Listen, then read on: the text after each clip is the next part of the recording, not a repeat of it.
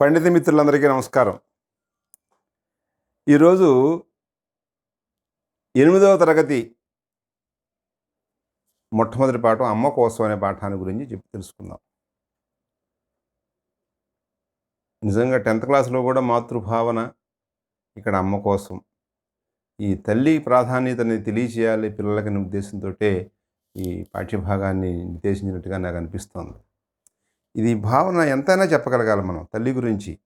ఎందుకంటే ఇందాక చెప్పాను, శ్రీకృష్ణుని యొక్క బాల్యలీలలో తల్లి ఎంత ముచ్చటపడి అన్నీ అర్పించి దేనికి విసుక్కోకుండా బిడ్డను పెంచుతుంది. అలాంటి బిడ్డ పెద్ద అయిన తర్వాత మా అమ్మ నాకేం చేసింది, మా నాన్న నాకేం చేశాడు, మాకేం ఇచ్చారు, ఆస్తులు ఇచ్చారా, ఇచ్చి తగలబెట్టేశారు అంతా అని వాళ్ళ మీద ఒక రకమైనటువంటి ఈ ఆస్తిపరమైన నిందలు ఆరోపించి వాళ్ళని దూరం చేసుకుంటున్నారు. ఇది అసలు భయంకరమైనటువంటి పొరపాటు. ఈ భావాన్ని పిల్లలకు రానివ్వకూడదు. తల్లి తండ్రులు అమోఘమైనటువంటి త్యాగాలు చేసి నన్ను పెంచారు, ఈ చక్కటి దేహాన్ని ఇచ్చారు, నాకు మంచి బుద్ధిని ఇచ్చారు, మంచి ఆలోచన శక్తిని ఇచ్చారు, ఇంత ఆరోగ్యాన్ని ఇచ్చారు, ఎందుకంటే వాళ్ళ తల్లిదండ్రులు అది ఇచ్చారు. నీకు నిన్ను ఎంతో సహించి ఓర్చి నిన్ను పెంచారు. అలాంటి వాళ్ళకి జన్మ రుణం తీర్చుకోవడం కష్టం. రుణం తీర్చుకోవాలి, ఏం చేసినా తీర్చుకోవాలి. మనకి పద్యం, తల్లిదండ్రి మీద దయలేని పుత్రుండు పుట్టనేమి వాడు గిట్టనేమి, పుట్టలోని చెదలు పుట్టదా గిట్టదా విశ్వదాభిరామ వినురవేమ. అది పుట్టలో చెదలు పుడుతుంది, చస్తుంది. ఎవడికి కావాలి, ఎవడు చూశాడు, పేరు ప్రఖ్యాతి లేదు, పుట్టినట్టే పోయింది. అలా ఉండకూడదు పుత్రులు. అలా ఉండకూడదు అంటే తల్లిదండ్రుల్ని చక్కగా చూడాలి, దయ తలిచి వాళ్ళ వార్ధక్యంలో వాళ్ళ మీద ఎంతో ప్రేమను చూపించాలి. అలా ప్రేమ చూపించినటువంటి పుత్రుడు పుట్టలోని చెదల లాంటి వాడు. అది పుడుతుంది, చచ్చిపోతుంది, దానికి ఏమీ ఉనికి లేదు, గుర్తింపు లేదు. అలాగే వీళ్ళు కూడా అయిపోతారు. మానవ జన్మ అంటే అన్ని జన్మలో ఉత్కృష్టమైనటువంటి జన్మెత్తి ఏమీ గుర్తింపు లేకుండా చనిపోవడమా? అందుకనే ఈ జన్మెత్తింది. మనం ఇన్ని కష్టాలు పడి ఇన్ని కర్మలు చేసి చేసి చేసి పైకి వచ్చింది ఇలాంటి చెదల్లాగా పోవడానిక. అంటే తల్లిదండ్రుల మీద ప్రేమ ఎంత గొప్పదో ఎలా చూడాలో చెప్పాలి మనకి. ఈ పద్యం చదివేటప్పుడు నేను చాలా స్కూళ్ళలోకి వెళ్ళినప్పుడు తల్లిదండ్రి మీద అంటే తల్లిదండ్రి అయ్యో భోజనం పెట్టలేదు అనుకుని తల్లిదండ్రుల మీద దయలేని పుత్రుడు అని పెడుతున్నారు. అది ఛందస్సు పోతుంది. తల్లిదండ్రి మీద, తల్లి మీద, తండ్రి మీద అలా చెప్పచ్చు, అలా చెప్పాలి, అలాగే చెప్పాలి. తల్లిదండ్రుల మీద అనకూడదు. పుట్టలోని చెదలు పుట్టదా గిట్టదా మీకు చక్కగా రాశాడు. కానీ కొంతమంది ఉపాధ్యాయులు అలాగే ఇంకో చెదలు అనేది బహువచనం కాబట్టి చెదలు పుట్టదేమిటి, పుట్టవా అని ఉండాలి, పుట్టవా గిట్టవా అని అంటున్నారు. అసలు చెద అని ఉండదు, చెదలు అనే ఉంటుంది. అంటే ఒక ఇంత ఇంత మట్టిలో ఉండేటువంటి ఆ చిన్న పురుగుల యొక్క సముదాయాన్ని మొత్తాన్ని చెదలు అంటారు. అది పుడుతుంది, చస్తుంది. అంటే కనుక చెదలు అంటే చెద యొక్క బహువచన రూపం చెదలు అనుకుని పుట్టవా గిట్టవా అని మార్చేసి ఏదో గొప్ప ఘనకారం చేసామనుకుంటున్నారు ఇప్పుడు చాలామంది. అది తప్పు. మీకు పాఠ్యభాగం చాలా చక్కగా ఇచ్చారు, అలాగే చెప్పండి పిల్లలకి. మన తెలివితేటలు ఉపయోగించాలి, అది ఏదో తప్పు అనుకుని ఆయన తప్పు రాసేటట్టు అనుకుని మీరు పిల్లలకు తప్పు చెప్పకండి. చెదలు అనేది అది ఏకవచన రూపమే. అంటే చెద పురుగుల యొక్క ఆ గుంపుని ఉంటుంది, ఆ మట్టితో కలిసి ఉంటాయి, ఆ మట్టిలో ఉంటాయి ఆ చెదంతా కూడా. ఆ మొత్తం దాన్నే ఆ గడ్డని చెదలు అంటారు. ఆ చెదల నిండా బోళం పురుగులు ఉంటాయి. అలాంటి చెదలు పుడతాయి, గిట్టుట అంటే మరణిస్తాయి. ఎవరికి కావాలి, పేరు ప్రఖ్యాత. అలాగే తల్లిదండ్రుల మీద దయలేని పుత్రుడు కూడా అలాగే పేరు ప్రఖ్యాత లేకుండా అయిపోకూడదు నాయన. కాబట్టి తల్లిదండ్రుల మీద దయ కలిగి ఉండాలి. తల్లిదండ్రుల మీద దయ కలిగి ఉండడం ఏంటంటే వార్ధక్యంలో అని అర్థం. చిన్నప్పుడు వాళ్ళు మన మీద దయ చూపించి ప్రేమ చూపించి నువ్వు తిట్టినా తన్నినా నువ్వేం చేసినా సహించి తల్లిదండ్రులకు అపఖ్యాతి తీసుకొస్తున్నా సరే మా వాడు చాలా మంచివాడని చెప్పి, నీలో ఎన్ని లొసుగులున్నా 10 మందిలో చాలా గొప్పవాడని నిన్ను చెప్పి, నీకు వాళ్ళు పస్తులుండి నీకు అన్నో పెట్టి, వాళ్ళు మంచి చిరిగిపోయిన బట్టలు కట్టుకొని నీకు మంచి మంచి బట్టలు కొని పెట్టి, మంచి మంచి పుస్తకాలు క్యారేజీలు అన్నీ సర్ది పెట్టి ఎన్నో కష్టాలు పెట్టి నిన్ను పెంచారు. అప్పుడు నీ మీద దయ ఉంది వాళ్ళకి. పుత్ర వాత్సల్యం అంటారు దాన్ని, దయ అనకూడదు, వాత్సల్యం. అలాంటి తల్లిదండ్రుల మీద దయ ఉండాలి. అది మన హైందవ ధర్మం. అందుకని ఓల్డ్ ఏజ్ హోమ్లు ఉన్నాయి, వెళ్ళిపో అక్కడ ఉన్నాయి, అక్కడ హోమ్స్ చాలా బాగున్నాయి, అద్భుతంగా ఇంటికంటే అక్కడే బాగుంటుందని తల్లిదండ్రులకు చెప్పడం. మేము మా అమ్మని చాలా బాగా చూస్తున్నామండి. ఓల్డ్ ఏజ్ హోమ్ చాలా కాస్ట్లీ రిచెస్ట్ హోమ్ అండి అది. అక్కడ టీవీలు ఉంటాయి, తర్వాత బోళ్ళ మంది ఫ్రెండ్స్ ఉంటారు, వాళ్ళకి కల్చరల్ ప్రోగ్రామ్స్ ఉంటాయి, అన్నీ చెప్పాడు మొన్న ఈ మధ్య నాకు ఒక ఆయన. అదే తల్లిని అక్కడ నువ్వు రేపొద్దున నీ పరిస్థితి అంతే. తల్లిదండ్రులను ఓల్డ్ ఏజ్ హోమ్లో పెట్టడం, ఎక్కడెక్కడో అప్పచెప్పడం ఏంటండి? నేను చిన్నప్పుడు ఎక్కడన్నా చిన్నపిల్లల దాంట్లో పారేసిందా మీ అమ్మ? అలా ఎలా అనిపిస్తుంది, ఎలా సహించగలుగుతున్నాడు తల్లిని అలాంటి బాధలు పెడుతుంటే? కాబట్టి తల్లి కోసం నువ్వు నీ సుఖం కోసమో లేకపోతే తల్లి నీకు అడ్డొస్తుందో అని దూరం చేసుకోక, ఎన్ని కష్టాలు వచ్చినా నష్టాలు వచ్చినా భరిస్తూ తల్లి నీ దగ్గరే ఉంచుకో. అమ్మతో హాయిగా మాట్లాడు. ఊరు ఎక్కడెక్కడ ఉద్యోగం చేసి వచ్చి, అమ్మ తిన్నావా, ఉన్నావా, చిన్నప్పుడు నువ్వు కథ చెప్పావమ్మా, వాళ్ళు అలాంటి కథ నేను పిల్లలకు చెప్పాను, లేకపోతే అలాంటి సన్నివేశం నాకు ఎదురైంది. ఇలా తల్లితో ముచ్చటిస్తే ఆయుష్ పెరుగుతుంది, వాళ్ళకి హాయిగా బ్రతుకుతారు. నువ్వు ఒక మాట అంటే వాళ్ళు కుమిలిపోతారు. తల్లిదండ్రులను ప్రేమించాలి. అది దానికి మనకి అమ్మ కోసం ఎలాంటి త్యాగాన్ని చేయడానికైనా, ఎలాంటి సాహసాన్ని చేయడానికైనా మనం సిద్ధంగా ఉండాలి. అలాంటి సాహసగాథ కుమారుని యొక్క తల్లి రుణం తీర్చుకోవడానికి, తల్లిదండ్రుల మీద దయ చూపించడానికి ఎలాంటి సాహసం చేశాడో ఆ కథ మనకి 8వ తరగతిలో ఇవ్వబడింది. 8వ తరగతి అనగానే అసలు అది ఒక ద్వారం. మేము హై స్కూల్ అంటే 8వ తరగతి నుంచి పరిగణించేవాళ్ళం. ఇప్పుడు 8th క్లాస్ కూడా యూపీ స్కూల్లో కలిపేశారు. ఇప్పుడు ప్యాటర్న్ మారిందనుకోండి. అంటే 8వ క్లాస్ రాగానే వాడు అప్పటి వరకు ఈ తెలుగు పాఠాలు, ఏ పాఠాలైనా సరే ఒక ఎన్ఎస్ అని, పిఎస్ అని, లేకపోతే తెలుగు పాఠ్యభాగం పద్యభాగం వేరు, గద్యభాగం వేరు అని, ఒక నాన్ డీటెయిల్ అని, ఇలాంటివి ఉండేవి కాదు 7వ తరగతి వరకు. 8వ తరగతి నుంచి వచ్చేసరికి మొత్తం ప్యాటర్న్ అంతా మారిపోయి ఉండేది, సెటప్ అంతా. వాడు హై స్కూల్లోకి వచ్చానని ఒక ఫీలింగ్ ఉండేవాడు. అక్కడ హై స్కూల్లోకి వచ్చినప్పుడు మన వాడికి మామూలు కాకుండా ఇంకా కొత్త సమాచారాన్ని కూడా అందిస్తూ ఉండాలి. ఇప్పుడు మనం అమ్మ కోసం అనేటువంటి కథ తీసుకున్నాం, అది పాఠం చెప్తున్నాం. ఆ పాఠం నేపథ్యాన్ని, ఆ కవి పరిచయాన్ని అదంతా కూడా వాళ్ళకి చాలా ఎలాబొరేట్గా, ఆకర్షణీయంగా చెప్పాలి. ఎందుకంటే వాడు చాలా నేను గొప్ప హై స్కూల్కి వచ్చేసాను అనుకునేవాడు కదా. అమ్మ కోసం అనేటువంటి పాఠ్యభాగం ముందర అది ఎక్కడి నుంచి వచ్చింది, ఇది ఆ రాసిన కవి ఎవరు, ఆ కవి పరిచయం చేయాలి. మీరు అక్కడ పిల్లలకి ఏదైనా మంచి పద్యం చెప్పారనుకోండి, ఆ పద్యం రాసిన కవి పేరు కూడా చెప్పండి. ఒక చాటువులు అలాంటి వాడి కవులు తెలియదు, అలాంటి వాటికి వదిలేద్దాం పర్వాలేదు. కానీ నిజంగా మీకు ఎవరన్నా కవి పేరు తెలిసి ఉంటే ఆ కవి పేరు కూడా పిల్లలకి చెబుతూ ఉండండి. అది చెప్పాలి. చెప్పినప్పుడే ఆ కవిత్వం మీద నేను కూడా ఇలా చిరస్థాయిగా నిలిచిపోయే పనైనా చేయగలనా, నేను కూడా కవిత్వం రాస్తే ఎలా ఉంటుంది. ఇప్పుడు ఇంతకాలం ఆ కవులు నన్నయ్య గారు అప్పుడే 2000 సంవత్సరాలు అయిపోయింది. ఎప్పటికీ నన్నయ్య మహాత్ముని చెప్పుకుంటున్నామంటే ఆయన రాసిన కవిత్వం, పద్యం, అదే ఏదన్నా ఒక ప్రక్రియ ఆయన రాశాడు కాబట్టి శాశ్వతంగా ఉన్నాడు. శాశ్వతంగా ఉండాలంటే నేను 1 కోట్లు సంపాదించాను, బిల్డింగ్లు కట్టించేశాను, లేకపోతే ఇలా చేశానంటే ఆడెవడో గుర్తుపెట్టుకోలేదు. రాజరాజ నరేంద్రుడు, మనుమసిద్ధి లాంటి వాళ్ళని మనం గుర్తుపెట్టుకుంటున్నామంటే నన్నయ్య గారి మూలానే. ఇలాంటి కవులు శాశ్వతత్వాన్ని ఇస్తారు. కాబట్టి ఆ కవులు ఖచ్చితంగా పరిచయం చేయాలి. చెప్పండి, ఏ పద్యం చెప్పినా. ఇప్పుడు మనం నన్నయ్య గారిని పరిచయం చేయాలి. నన్నయ్యకి ఆదికవి అని, శబ్దశాసనుడు అని ఎన్నో బిరుదులు ఉన్నాయి. మీకు కొత్తగా ఉపాధ్యాయులుగా ఆయన గురించి నేను పరిచయం చేయక్కర్లా.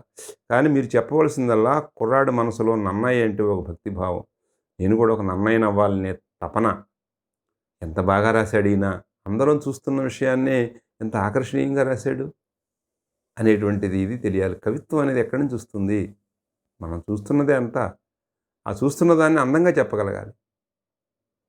ఇంటి ముందుకి బిచ్చగాడు వస్తాడు, పాపం చాలా కళ్ళు లోతుకుపోయి, డొక్కంటుకుపోయి, మురికి బట్టలతో, మాసిన గడ్డంతో, నోట్లో ఎక్కడో నూతిలో మాట్లాడుతున్నట్టుగా పేల గొంతుతోటి, అమ్మా బిచ్చం పెట్టమ్మా, తిని 4 రోజులు అయిందమ్మా అని మీ ఇంటికి ఎవరైనా ఎదురుగుండా ఒక భిక్షగాడు వస్తే, పోరా పొద్దున్నే నీ మొహం చూపించామని తిడతారు, కేకలేస్తారు. కానీ అది ఒక కవి కావ్యంలో ఆ బిచ్చగాడిని వర్ణిస్తూ ఇలా ఇంటి ముందుకు వచ్చాడని రాస్తే దాన్ని పదే చదువుతాం. మనం చూసేదాన్నే ఆసక్తికరంగా, అత్యంత మనోహరంగా వర్ణించడమే కవిత్వం అంటే. వాస్తవాన్ని అందంగా చెప్పడం కవిత్వం. అలా కవిత్వాన్ని ఎక్కడైతే మనం పద్యాలు చెబుతున్నప్పుడు గానీ, పాఠం చెప్తున్నప్పుడు గానీ, కవిత్వం అనేది కనపడిందంటే ఆ విషయాన్ని అది ఇక్కడ పిల్లలకి హైలైట్ చేయాలి. వాళ్ళు కవులుగా మారతారు. కవిత్వాన్ని ఆస్వాదిస్తారు. కవిత్వం ఏదైతే ఆస్వాదిస్తారో హృదయం మెత్తబడుతుంది. కాఠిన్యం తగ్గుతుంది. అందరి పట్ల హాయిగా ఉంటారు. కఠినత్వంగా ఉండరు. ఇవన్నీ కూడా కవిత్వం సాధించేటువంటి లక్షణాలు. ఇప్పుడు ఆ నన్నయ్య పరిచయం చేసేటప్పుడు నన్నయ్య ఆదికవి అని. ఆదికవి అంటే మొట్టమొదటి తెలుగులో ఆయనే రాశాడు. అంతకుముందు ఎవరన్నా చిన్న చిన్న పద్యాలు వచ్చాయి. ప్రాంగణన్న యుగం అని మనం ఇవన్నీ చదువుకున్నాం. కొంతమంది వితండవాదాలు చేస్తూ ఉంటారు. అది ఇదని ఇదని. ఏదైనా సరే ప్రస్తుతం ఇంకెవరైనా మీలాంటి మహా మేధావులు ఎవరైనా రేపొద్దున వెళ్ళి పరిశోధన చేసి ఇదిగో ఇంత నన్నయ్య కంటే రాసిన కావ్యం కంటే ముందు ఇంకొక తెలుగు పుస్తకం ఉందని ఎవరైనా నిరూపిస్తే అప్పుడు ఒప్పుకుందాం. అంతవరకు మన నన్నయ్య గారే ఆదికవి. శబ్దశాసనుడు. పదాలని ఎక్కడ తయారు చేయాలి, ఎలా చేయాలి, ఇన్ని పదభాండాగారం ఎక్కడుంది మనకి? అప్పుడేదో వాడుక భాషలోనే ఎక్కడ నాలుగు మాట్లాడుకునేవాళ్ళం. మనం ఒక కావ్యాన్ని రాయడానికి తగినంత శబ్దభాండాగారం కావాలంటే సృష్టించాలి. అలా సృష్టించిన వాడే నన్నయ్య గారు. శబ్దశాసనుడు, వాగ్ అనుశాసనుడు అంటారు. వాక్కుని, శబ్దాన్ని ఆయన శాసించాడు. 2 బిరుదులు చెప్పాలి. ఆ తర్వాత ఆయన మహాకావ్యాన్ని రాజరాజ నరేంద్రుని యొక్క ప్రోత్సాహంతో మహాభారతాన్ని తెలుగులోకి అనువాదం చేశాడు. అంతవరకు తెలుగులో స్వతంత్ర కావ్యాలు లేవు. ఎవరు రాయలేదు. దాన శాసనాలు ఇలాంటివి ఉండేవి, లేకపోతే ఊళ్ళల్లో కథలు చెప్పుకోవడం ఉన్నాయేమో కానీ ఒక అక్షరబద్ధమైనటువంటి కావ్యం ఏది తెలుగులో లేదు. అప్పటికి రాశారు. రాజన ప్రోత్సాహంతో ఆదిపర్వం, సభాపర్వం, అరణ్యపర్వంలో 4 ఆశ్వాసాలు రాసి 3 ఆశ్వాసాలు ముగించి 4 ఆశ్వాసాలు 142 పద్యాలు రాసిన తర్వాత నన్నయ్య గారు అక్కడికి ఆపేశారు కవిత్వం. మరి ఆగిపోయి కొంతమంది చనిపోయారంటారు, కొంతమంది ఎందుకో మానేశారంటారు. మొత్తం మీద నన్నయ్య గారు అంతే తెలుగులో రాశాడు. ఆ తెలుగులోకి రాసిన ఈ ఒరవడి మరి చాలామంది కవుల్ని ప్రభావితం చేసింది. నన్నయ్య తర్వాత తిక్కన గారు మళ్ళీ భారతాన్ని రాయడానికి 200 సంవత్సరాలు పట్టింది. అదంతా మొన్న మీకు మాతృభావన దాంట్లో చెప్పాను, నా పద్యం అంతా. ఈలోగా ఈ 200 సంవత్సరాల లోపుగా చాలామంది కవులు సంస్కృత కావ్యాలను తెలుగులోకి అనువాదం చేశారు. అనువాదం చేయాలంటే వాళ్ళకి ఎక్కడి నుంచి అసలు మూల సరుకు ఎక్కడి నుంచి వచ్చింది, ముడి సరుకు అంటే ఇదిగో నన్నయ్య గారు సృష్టించేటువంటి పదజాలాన్ని బట్టి వాళ్ళు రాశారు. అందుకని ఆయన ఆదికవి. అందరి ఆ తర్వాత అంతవరకు ఎవరు రాయలేదు. తర్వాత నన్నయ్య గారు రాసుకొచ్చే తర్వాత ఈ బోల్డ్ మంది కావ్యులు మన శ్రీకృష్ణదేవరాయల యుగం వరకు కూడా ఈ అనువాదం ప్రబంధ కావ్యాలన్నీ కూడా బ్రహ్మాండంగా అనువాదాలు అయ్యాయి. స్వతంత్ర కావ్యాలు వచ్చాయి అనుకోండి. అలాంటి నన్నయ్య గారు ఎంతటి పని చేయకపోతే కొన్ని వేల మంది ఆయన అనుసరిస్తారు. అలాంటి వాళ్ళని యుగకర్తలు అంటారు. యుగకర్త అంటే తాను ఒక మహా కార్యం చేస్తే ఆ కార్యాన్ని ఎంతోమంది అనుసరిస్తారు కొన్ని సంవత్సరాల పాటుగా. అలాంటి వాడిని యుగకర్త అంటారు. నన్నయ్య కూడా యుగకర్త అని చెప్పాలి. ఆ నన్నయ్య గారు రాసినటువంటి మహాభారతంలో ఇది ఆది పర్వంలో కథ, ద్వితీయాశ్వాసం అనుకుంటా. అంటే అసలు మహాభారత ఆది పర్వం ఏమిటి? ఇక్కడే నేను మన మాతృవేదంలో కూడా చెప్పాను, మాతృభావంలో కూడా పిల్లలకి 8వ క్లాసులోనే పర్వాల పేర్లు చెప్పాలి. చాలా మటుకు ఈ పాత్రలను కూడా మహాభారతంలో పాత్రలను పరిచయం చేయాలి. వాళ్ళకు విని ఉంటారు అక్కడక్కడ కథలు. వాళ్ళు కూడా ఈ సినిమాలు ఉన్నాయి, లేకపోతే సీరియల్స్ వస్తున్నాయి, వాటిలో వింటారు. కొంత కథని అంటే ఎవరెవరు మహాభారతంలో హీరో ఎవరు అంటే రాముడు అనకూడదు. పిల్లలకి తెలియటం లేదు. చాలామంది నేను చూస్తున్నాను, వాళ్ళు ఏదో వింటారు పేర్లు, కానీ ఎవరెవరు ఏంటో సంబంధాలు తెలియవు. ఆ సంబంధాలు తెలియడానికి మనకు బోలెడన్ని చాటువులు ఉన్నాయి. పర్వత శ్రేష్ఠ పుత్రి కానీ, ఆలినొల్లకయున్న అని ఉన్నాయా? వాటిల్లో ఈ పురాణ పాత్రల యొక్క చుట్టరగాలు తెలుస్తాయి, బంధాలు తెలుస్తాయి. అవన్నీ మన పిల్లలకు కొన్ని ఆటు విడుపుగా చెప్పచ్చు. అలాగే మహాభారతంలో కథ అసలు మెయిన్ కథ ఏమిటి? అన్నదమ్ములు బిడ్డలు రాజ్యం కోసం యుద్ధం చేశారు కదా. దానికి అంటే ఎక్కడ అన్నదమ్ములు బిడ్డలు ఇప్పుడు సాధారణంగా జ్ఞాతులు అంటారు వాళ్ళని. ఒకే తండ్రికి ఒకే అన్నదమ్ములు బిడ్డలు ఉంటారు, వాళ్ళందరూ జ్ఞాతులు. వాళ్ళకి చెప్పకుండానే పగొస్తుందట. జ్ఞాతిశ్చేద అనలేన కిమ్మని. ఆ జ్ఞాతులకుంటే మధ్యలో ఇంకా నిప్పు పెట్టక్కర్లేదు. ఏమిటో మన వాళ్ళు పెద్దవాళ్ళు నిర్ధారం చేశారు. అల్లుని మంచితనంబును అన్నారు. మంచి అల్లుడు ఉన్నాడట. అల్లుడు గారు ఆయన మంచి బిడ్డ కొడుకే, భార్యకి మంచి మంచి భార్యే, మంచి భర్తే, బిడ్డలకి మంచి మంచి తండ్రే, అన్ని పాత్రల్లో బ్రహ్మాండంగా ఉంటాడట. కానీ అల్లుడి పాత్రకు వచ్చేసరికి తేడా కొడుతుంది. ఆ మంచితనం ఉండదట. ఏమయ్యా మీ మామగారు నిన్న మంచి పండక్కి బండి పెట్టారంటండి. ఏం బండి అండి, కారు పెట్టవలసింది అని అంటాడు. ఆడు ఎంత మంచోడైనా సరే. అంటే అల్లుడు పోస్ట్‌లో మంచితనం ఉండదట. పెద్దవాళ్ళు అలా చెప్పారు. ఇప్పుడు కొంతమంది మంచివాళ్ళు ఉండొచ్చు అనుకోండి. ఏంటి పెద్దవాళ్ళు కొన్ని ఎక్కువ ఉదాహరణలు బట్టి నిర్ధారించేశారు. మనం కూడా ఒప్పుకొని చూద్దాం. మంచి అల్లుడు ఉంటే మంచిదే. అల్లుడికి మంచితనం ఉండదు. జ్ఞాతుల మధ్య పోరు తప్పదు అని చెప్పారు అలా. అదే శాశ్వతం కాదు. మనం మారుతుంది కాబట్టి, కాలం మారుతుంది కాబట్టి కొన్ని మార్పులు కూడా రావచ్చు, వస్తాయి. ఇక్కడ ఈ అమ్మ కోసం అనే పాఠం నన్నయ్య గారు రాసిన భారతంలోది. ఇంకా భారత కథ మొదలవదు. అప్పుడే ముందు ముందు ఉపాఖ్యానాలు చాలా ఉంటాయి. అందులో వైనతేయోపాఖ్యానం అని ఒక ఘట్టం ఉంది. అంటే వినత యొక్క కుమారుడైన గరుత్మంతుని గాథ. ఆ గాథలో అమ్మ కోసం అనేటువంటి ఒక శీర్షికతోటి 4 పద్యాలు ఇచ్చారు ఇక్కడ. నేపథ్యం అంటే నన్నయ్య గారి గురించి చెప్పేసాం, పర్వాలు పరిచయం చేసి అన్నీ చేసేసిన తర్వాత నేపథ్యం చెప్పాలి. అంటే కథని తీసుకొచ్చి ప్లాట్ఫామ్ మీద పెట్టుకుని వాళ్ళ పిల్లలకి ముందర అమ్మ గురించి చెప్తాం, తర్వాత ఆ పాఠం ఏ గ్రంథంలోది చెప్తాం, దాన్ని రచించినటువంటి కవి గురించి 4 మాటలు ఎక్కువ చెప్తాం. నన్నయ్య కవితా లక్షణాలు అలా ఉంటాయి. చెప్పాం కదా, నన్నయ్య రాసినటువంటి పదాల్లో 80% సంస్కృత పదాలే ఉంటాయి. అప్పుడు సంస్కృతమే భాష. తెలుగులో కవిత్వం ఏంటి అసలు నమ్మహం? కవిత్వం తెలుగు భాష ఏంటి? తెలుగు అందరూ ఏదో మాట్లాడుకునే మాట. ఒక కావ్య గౌరవం గ్రంథం అవ్వాలంటే సంస్కృతంలో రాయాలి. పండితులు ఒప్పుకునేవారు కాదు. ఆ పండితులందరి మెప్పు కోసమే పాపం నన్నయ్య గారు మొట్టమొదటి సంస్కృత శ్లోకం రాశాడు మహాభారతానికి. మహాభారత సంస్కృత శ్లోకం రాసి శ్రీవాణి గిరిజాశ్రాయ అంటూ సంస్కృత శ్లోకం రాసి ఆ తర్వాత తెలుగులో మొదలుపెట్టాడు. ఇప్పుడు నేపథ్యం చెప్పాలి పిల్లలకి. నేపథ్యం చాలా ఇంట్రెస్టింగ్గా చెప్పాలి. నేను గతంలో కూడా చెప్పాను. వాడు ఈ పాఠం అంతా అయిపోయే వరకు కూడా ఎన్ని పనులు ఉన్నా సరే పిల్లలు బడికి వచ్చేయాలి. అంత ఇంట్రెస్టింగ్గా చెప్పాలి పాఠాన్ని. అందులో అమ్మ కోసం అనేది నిజం. అయ్యో మా అమ్మ అనే హృదయం ద్రవించిపోవాలి వాడికి. అమ్మ గురించి మాట్లాడితే అమ్మ గురించి ఎవరు మాట్లాడినా వెళ్ళాలి. అలాగే ఇప్పుడు కొంచెం అమ్మా నాన్నలకు పూజ చేయమనే రోజులు కూడా పెట్టారు. Days, mother's day, father's day అని. అప్పుడు కూడా పని అవి కూడా చేయించండి.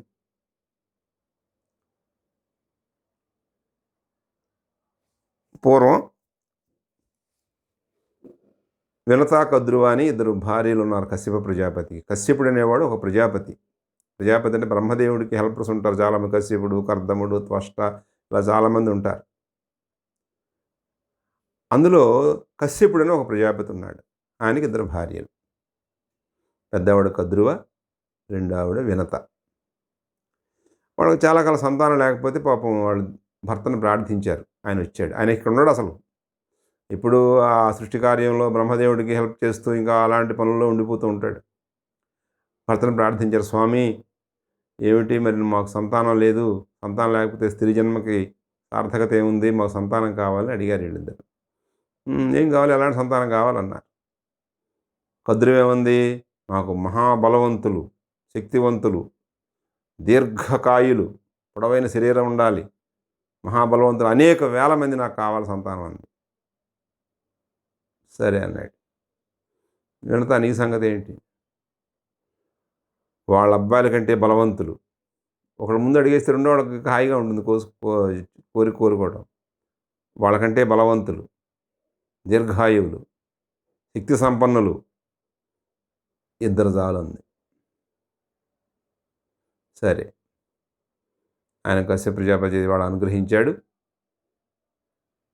కద్రువుకి గుడ్లు బోళ్ళు నాగజాతి పుట్టారు, పాములు, మహాసర్పాలు పుట్టేసాయి. వినతకు కూడా 2 గుడ్లు పుట్టాయి. ఆ గుడ్లు ఇంక అలాగే ఉన్నాయి. గుడ్లు బయటకు వచ్చిన తర్వాత అలాగే పెట్టింది. అవి అలా రోజు కొంచెం పెరుగుతున్నాయి కానీ అవి విచ్చుకోవటం లేదు. కానీ కద్రువ సంతానం అలా కాదు, పుట్టేసి పెరిగిపోయి పాములు, ఎన్ని పాములు బాబోయ్, ఆడిపోతూ మహాసర్పాలు. అందులో లోకోపకారు, భూమిని మోసే అనంతుడు, అది మరి స్వామికి చెయ్యని ఆదిశేషు, శివుని మెడలో ఉన్నటువంటి వాసుకి, ఇలా మహాసర్పాలన్నీ కూడా గొప్ప సర్పాలు ఉన్నాయి కదా, ఇవన్నీ ఇలాంటి చాలా సర్పాలు ఆ కద్రువకి కలిగాయి. కలిగిన తర్వాత ఆ పిల్లలతో ఆడుకుంటోంది కద్రువ. జనతకి సంతానం ఇంకా పిల్లల పైకి రాలేదు, బాధగా ఉంది. సరే వీళ్ళిద్దరూ ఒకసారి అలా సముద్రం ఒడ్డుకి వెళ్ళారు, పాల సముద్రం ఒడ్డుకి. అక్కడ గుర్రం కనిపిస్తోంది, ఉచ్చేస్రవం, అది పూర్తి తెల్లగా ఉంటుంది. వినత అంది. వినత కాస్త పాసం స్ట్రైట్ ఫార్వర్డ్, కద్రువ కొంచెం తేడా కానీ. వినత అంది, అబ్బా అక్క చూడు ఆ గుర్రం ఎంత తెల్లగా ఉందో. కద్రువ అంది, తెల్లగా ఎక్కడ ఉంది, దాని తోక కొంచెం నల్లగా ఉందండి. ఏమిటి అలా మాట్లాడుతుంది, దాని అంతా తెల్లగానే ఉంది అంటే పాపం వినత. లేదు నల్లగా ఉంది. కొంతమంది ఉంటారు, ఎవరు వాళ్ళు చెబితే దానికి వడ్డీ ఎడ్డం అంటే తెడ్డం అంటారు, కాదంటారు. ఆ కాదన్న మాట నిలబెట్టుకోవడం కోసం ఎలాంటి అకార్యాన్నైనా చేయడానికి సిద్ధపడతారు. అలాంటి కేటగిరీకి చెందింది కద్రువ.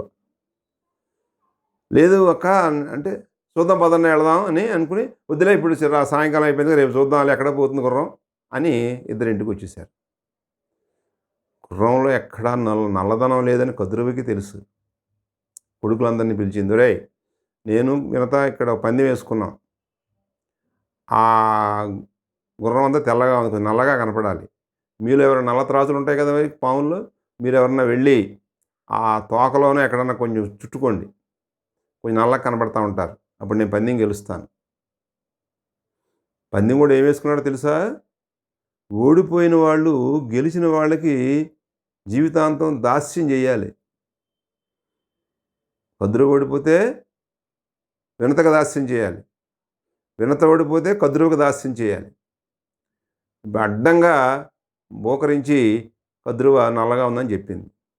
ఇప్పుడు అక్కడికి వెళ్తే రేపు నిజంగా నల్లదనం ఏమి ఉండదు, అంటే కద్రువ ఓడిపోతుంది, వినతకి దాస్యం చేయాలి. మరి దీన్ని తప్పుకోవాలంటే, బయటపడాలంటే తను గెలవాలంటే ఏదో అకృత్యం చేయాలని కొడుకులు సాయం కోరింది. ఒరే మీరు వెళ్ళి అంటే, వాళ్ళందరూ నీతిమంతులు, కశ్యప ప్రజాపతి సంతానం కదా, అమ్మ మేము అలాంటి తప్పు పని చేయమమ్మా, అది ఎలా ఉంటే అలా జరగాల్సిందే కానీ మేము అలాంటి తప్పు పని చేయమన్నారు. అరే కొడుకులు మాట వినరా, తండ్రి మా తల్లిని అంత నిష్కర్షగా వ్యతిరేకిస్తుంటే ఇవిడికి చాలా కోపం వచ్చింది. కోపం వచ్చి ఇక ఎంతో బతిమాలుతున్నా సరే, ఎవరు కూడా లేదమ్మా అలాంటి పనులు మేము చెయ్యం, నువ్వు ఎందుకు అనవసరంగా పందెం కాయడం, తెలియదా ఉచ్చేశ్రవం తెల్లగా ఉంటుంది, మొన్న క్షీర సముద్రంలో నుంచి పుట్టింది అది అని వీళ్ళందరూ చెప్తున్నారు. అప్పుడు వెంటనే ఆవిడ కోపం వచ్చేసి, తల్లి కోపం వస్తే ఆ క్షణం అలాగే ఉంటుంది కదా, రేయ్ మీరందరూ నన్ను ధిక్కరిస్తున్నారు కాబట్టి రాబోయే కాలంలో జనమేజయుడు అనేటువంటి మహారాజు చేసే సర్పయాగంలో మీరందరూ కూడా పడి మరణించండి అని శపించాలి.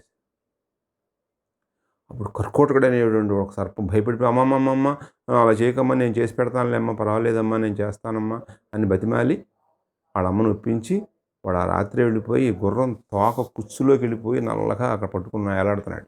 దూరంగా చూస్తే నల్లగా ఉంటుంది, అది పాములాగా మనకు కనిపించదు. సరే తెల్లవారు వీళ్ళిద్దరు వెళ్ళారు. వెళితే ఏమైంది, ఆ తోకలో నల్లగా కనపడింది. ఇక వినత ఏంటి తోక నల్లగా ఉంది, ఇంకా ఆ పరిశీలించలేదు. ఓహో నల్లగా ఉంది, నేను చూసింది కద్రువ నిజమే చూసి ఉంటుంది, నేనే సరిగ్గా చూడలేదు. ఈ తిన్న రుజు మనస్కులు ఇలా ఉంటారు, శశపిషలు తీరు. అదే ఇంకోడైతే దాన్ని ఇక ఓడిపోయినా సరే దాన్ని జీర్ణించుకోలేక ఏదో తిరగబడుతూ ఉంటారు. కానీ వినత అలాంటిది కాదు కదా, ఏమో నిజం, నేను సరిగా చూడలేదు కాబోలు, చూసే కదా చెప్పింది కద్రువ, నిజమే అయి ఉంటుందని పాపం ఆ పిచ్చి తల్లి ఒప్పుకుంది. కద్రువ గెలిచింది, వినత ఓడిపోయింది. ఇప్పుడు వినత కద్రువకి దాసి అంటే తెలుసు కదా, మనం ఒక పశువును కొనుక్కుంటాం, దాన్ని మేతేస్తే తింటుంది, లేకపోతే లేదు మనం చెప్పిన పనులోనే చేయించుకుంటాం. దాసి అంటే అది వ్యక్తిత్వం ఉన్నది ఇంక వాళ్ళకి. ఇక కద్రువ ఇంట్లో పనులన్నీ చేస్తుంది, ఆ పిల్లలకి చాకరీ చేస్తుంది, అలా చేస్తుంది. పాపం చాలా బాధపడుతుంది వినత. వాళ్ళ సంతానం కలగటం లేదు, ఆ గుడ్లు అలా పెరుగుతున్నాయి కానీ ఇచ్చుకోవటంలా.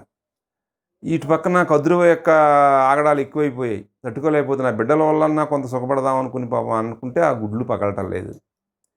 కొంతకాలం పోయిన తర్వాత ఇక వినత సహించలేక ఒక పెద్ద కొయ్యి తీసుకుని ఒక గుడ్డును పగలగొట్టేసింది.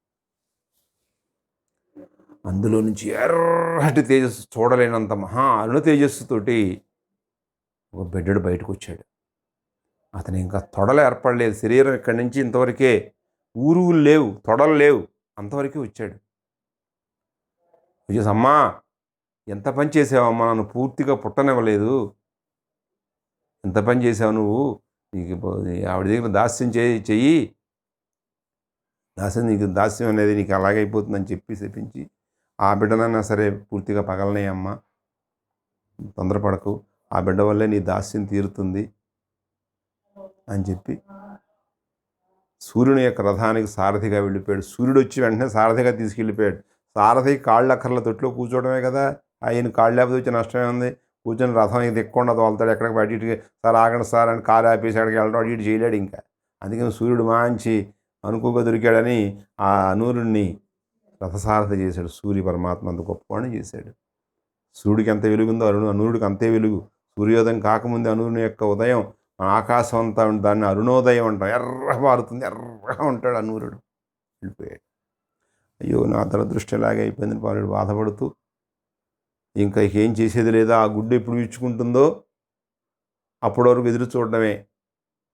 ఇలా దాసీ పనులు చేస్తూ ఉన్నారు. మిగతా రెండో గుడ్డు ఎప్పుడు పగులుతుందా అని వినత అలా ఎదురు చూస్తూ ఉంది. కొన్నాళ్ళు పోగా ఆ అండం పగిలింది. దాంట్లో నుంచి బంగారు కాంతితోటి, మహా రెక్కల బలంతో ఒక పెద్ద పక్షి పుట్టింది. పుట్టేసి ఒక్కసారిగా అతను పైకి ఎగిరాడిలాగా ఎగిరితేట రెక్కల గాలికి సముద్రాలన్నీ ఘూర్నిల్లాయట. అంటే ఈ నీళ్ళన్నీ ఎగిరి ఒకసారి చూడండి ఇలా ఎగరేసి కొడితే నీళ్ళు ఎలా పడితే అలా కింద పడ్డాయట. ఆ ఆ గాలికి అంత ఏదో ప్రళయం వస్తున్నట్టుగా భావించారట అందరూ కూడా. అలాంటి వాడితో ఒక్కసారి ఆకాశానికి వెళ్ళి తిరిగి వచ్చి అమ్మకు నమస్కారం చేస్తే, నాన్న ఎన్నాళ్ళకి పుట్టావురా, నేను బాధపడుతున్నా నీ కోసం అని తల్లికి చెప్తాడు. తల్లి చెప్పిన తర్వాత, నాన్న నేను దాసిని అంటుంది. ఇందులో కదురు వచ్చాయి, మీ అమ్మ దాసి, నువ్వు కూడా మాకు దాసి పనులు చేయాలి. ఇక మా అబ్బాయిలకు అది గడుగు, ఇది గడుగు, లేదా నీళ్లు పట్టుకురా, అది పట్టుకురా, ఇది పట్టుకురా, మా అబ్బాయిలకు సరదాగా పైకి ఎగరలేరు కాడికి అసలు నెత్తివే పెట్టుకుని అటు ఇటు తిప్పు షికార్లు చేయించు, ఇలాంటి పనులు పురమాయిస్తుంది. ఇంకా ఇంతేనా, నేను ఇంత మహాబలవంతుడిని, ఏమైనా చేయగలను, ఈ పనికిరాని అవడు పాములు అంటాం కదా, పనికిరాని పాములకి నేను సేవ చేయడం ఏంటి అని పాపం ఒకసారి ఈ గరుతు మంత్రికి అనుమానం వచ్చింది. వచ్చి అమ్మతో అంటున్నాడు, అమ్మా ఇది చుక్క పద్యం, ఆయత పక్షతుండహతి ఆయత పక్షతుండహతి అక్కులశైలములెల్ల నుగ్గుగా జేయు మహాబలంబును ప్రసిద్ధియుగల నాకు. ఎలాంటివాడమ్మా, ఈ విశాలమైనటువంటి రెక్కలతోటి, తొండ ముక్కుతోటి కులశైలాలను కూడా నుగ్గు చేసేయగలం. ఒక్క పోటు పొడిచానంటే ముక్కుతో కులపర్వతాలు మనకున్నాయి కదా, మలయము, వింధ్యము, పారియాత్రం అని కులపర్వతాలు ఉన్నాయి. ఆ కులపర్వతాలు కూడా నుగ్గు అయిపోతాయి. పర్వతం కొండ కాదు, ఇప్పుడు మనం చూసేది ఇప్పుడు ఈ శ్రీశైలం కొండ అని, తిరుపతి కొండ అని మన ఊళ్ళలో కొండలు చూస్తుంటాం. ఇవన్నీ కొండలు, గుట్టలు అంటారు, కొంతమంది గట్టులు అని కూడా అంటారు. ఇవి కాదు, కులపర్వతాలు ఉన్నాయి. హిమాలయం లాంటి పర్వతాలు కూడా నా ముక్కుతో ఒక్క పోటు పొడిస్తే నుగ్గు అయిపోతాయి. నా రెక్కలతో ఒక్కసారి విసిరాయంటే ఎగిరి బంతులాగా ఎగురుతాయి. ఆయత పక్ష తుండహతిన్, విశాలమైనటువంటి నా యొక్క రెక్కలతోటి, ఈ ముక్కుతోటి దెబ్బ కొట్టానంటే కులశైలాలు కూడా నుగ్గు అయిపోతాయమ్మా. అలాంటి మహాబలం ప్రసిద్ధి కలిగిన నాకు ఈ పనిని పాయక, నాకున్ ఈ పని, ఏ పని అంటే వీపునందు అవడు పాముల మోవను, వీపును ఈ బలహీనమైనటువంటి పనికిరాని పాములు మోయటం ఏంటి నేను అసలు, వారికి పనులు చేయను, వారికి పనులు చేయడం, అరే నాకు ఇల్లు చాకరీలు పట్టురా, లేదా అక్కడికి వెళ్ళేటంటే వాళ్ళు ఏం చెప్తే చేయాల్సి వస్తుంది. నేను కారణం చెప్పుము దీన్ని పయోరుహ అనన, దీన్ని పయోరుహ ఆన, తల్లిని ఎవడన్నా అలా అంటారా? ఓ పద్మం లాంటి ముఖం కలదానా, వాళ్ళ అమ్మంటే ప్రేమ ఇష్టం, అమ్మ ఎంత బాగున్నావు అమ్మ అంటాం, కొడుకు తప్పేముందండి. ఆ వినత అందంగా చక్కగా పద్మముఖంలాగా ఉంది ఆవిడికి. అమ్మ ఇంత చక్కటి అందగతివి, పయోర్హ అనన, పయోరుహ ఆన, పయహ రుహము, పయస్సు అంటే నీరు, రుహము అంటే పుట్టింది, పద్మం. పద్మంలా అంటే ఆననము కలదానా, ముఖం కలదానా. ఓ అమ్మా చెప్పమ్మా, ఎందుకు ఇలా ఈ ఆడపాములకు సేవ చేయటం ఏంటమ్మా, వీటిని వీపు మీద పెట్టుకు మూయడం? పోనీ నాకంటే బలవంతమైనవో ఏమైనా అయితే నేను భయపడి మోసానని అర్థం ఉంది. ఇవేంటి అసలు ఆఫ్టర్ ఆల్ ఆవడపాములు పనికిన బలహీనమైనటువంటి ఈ పాముల్ని మోయాలి కారణం ఏంటమ్మా చెప్పమ్మా. అమ్మా అందమైన తల్లివి కదా చెప్పమ్మా అని.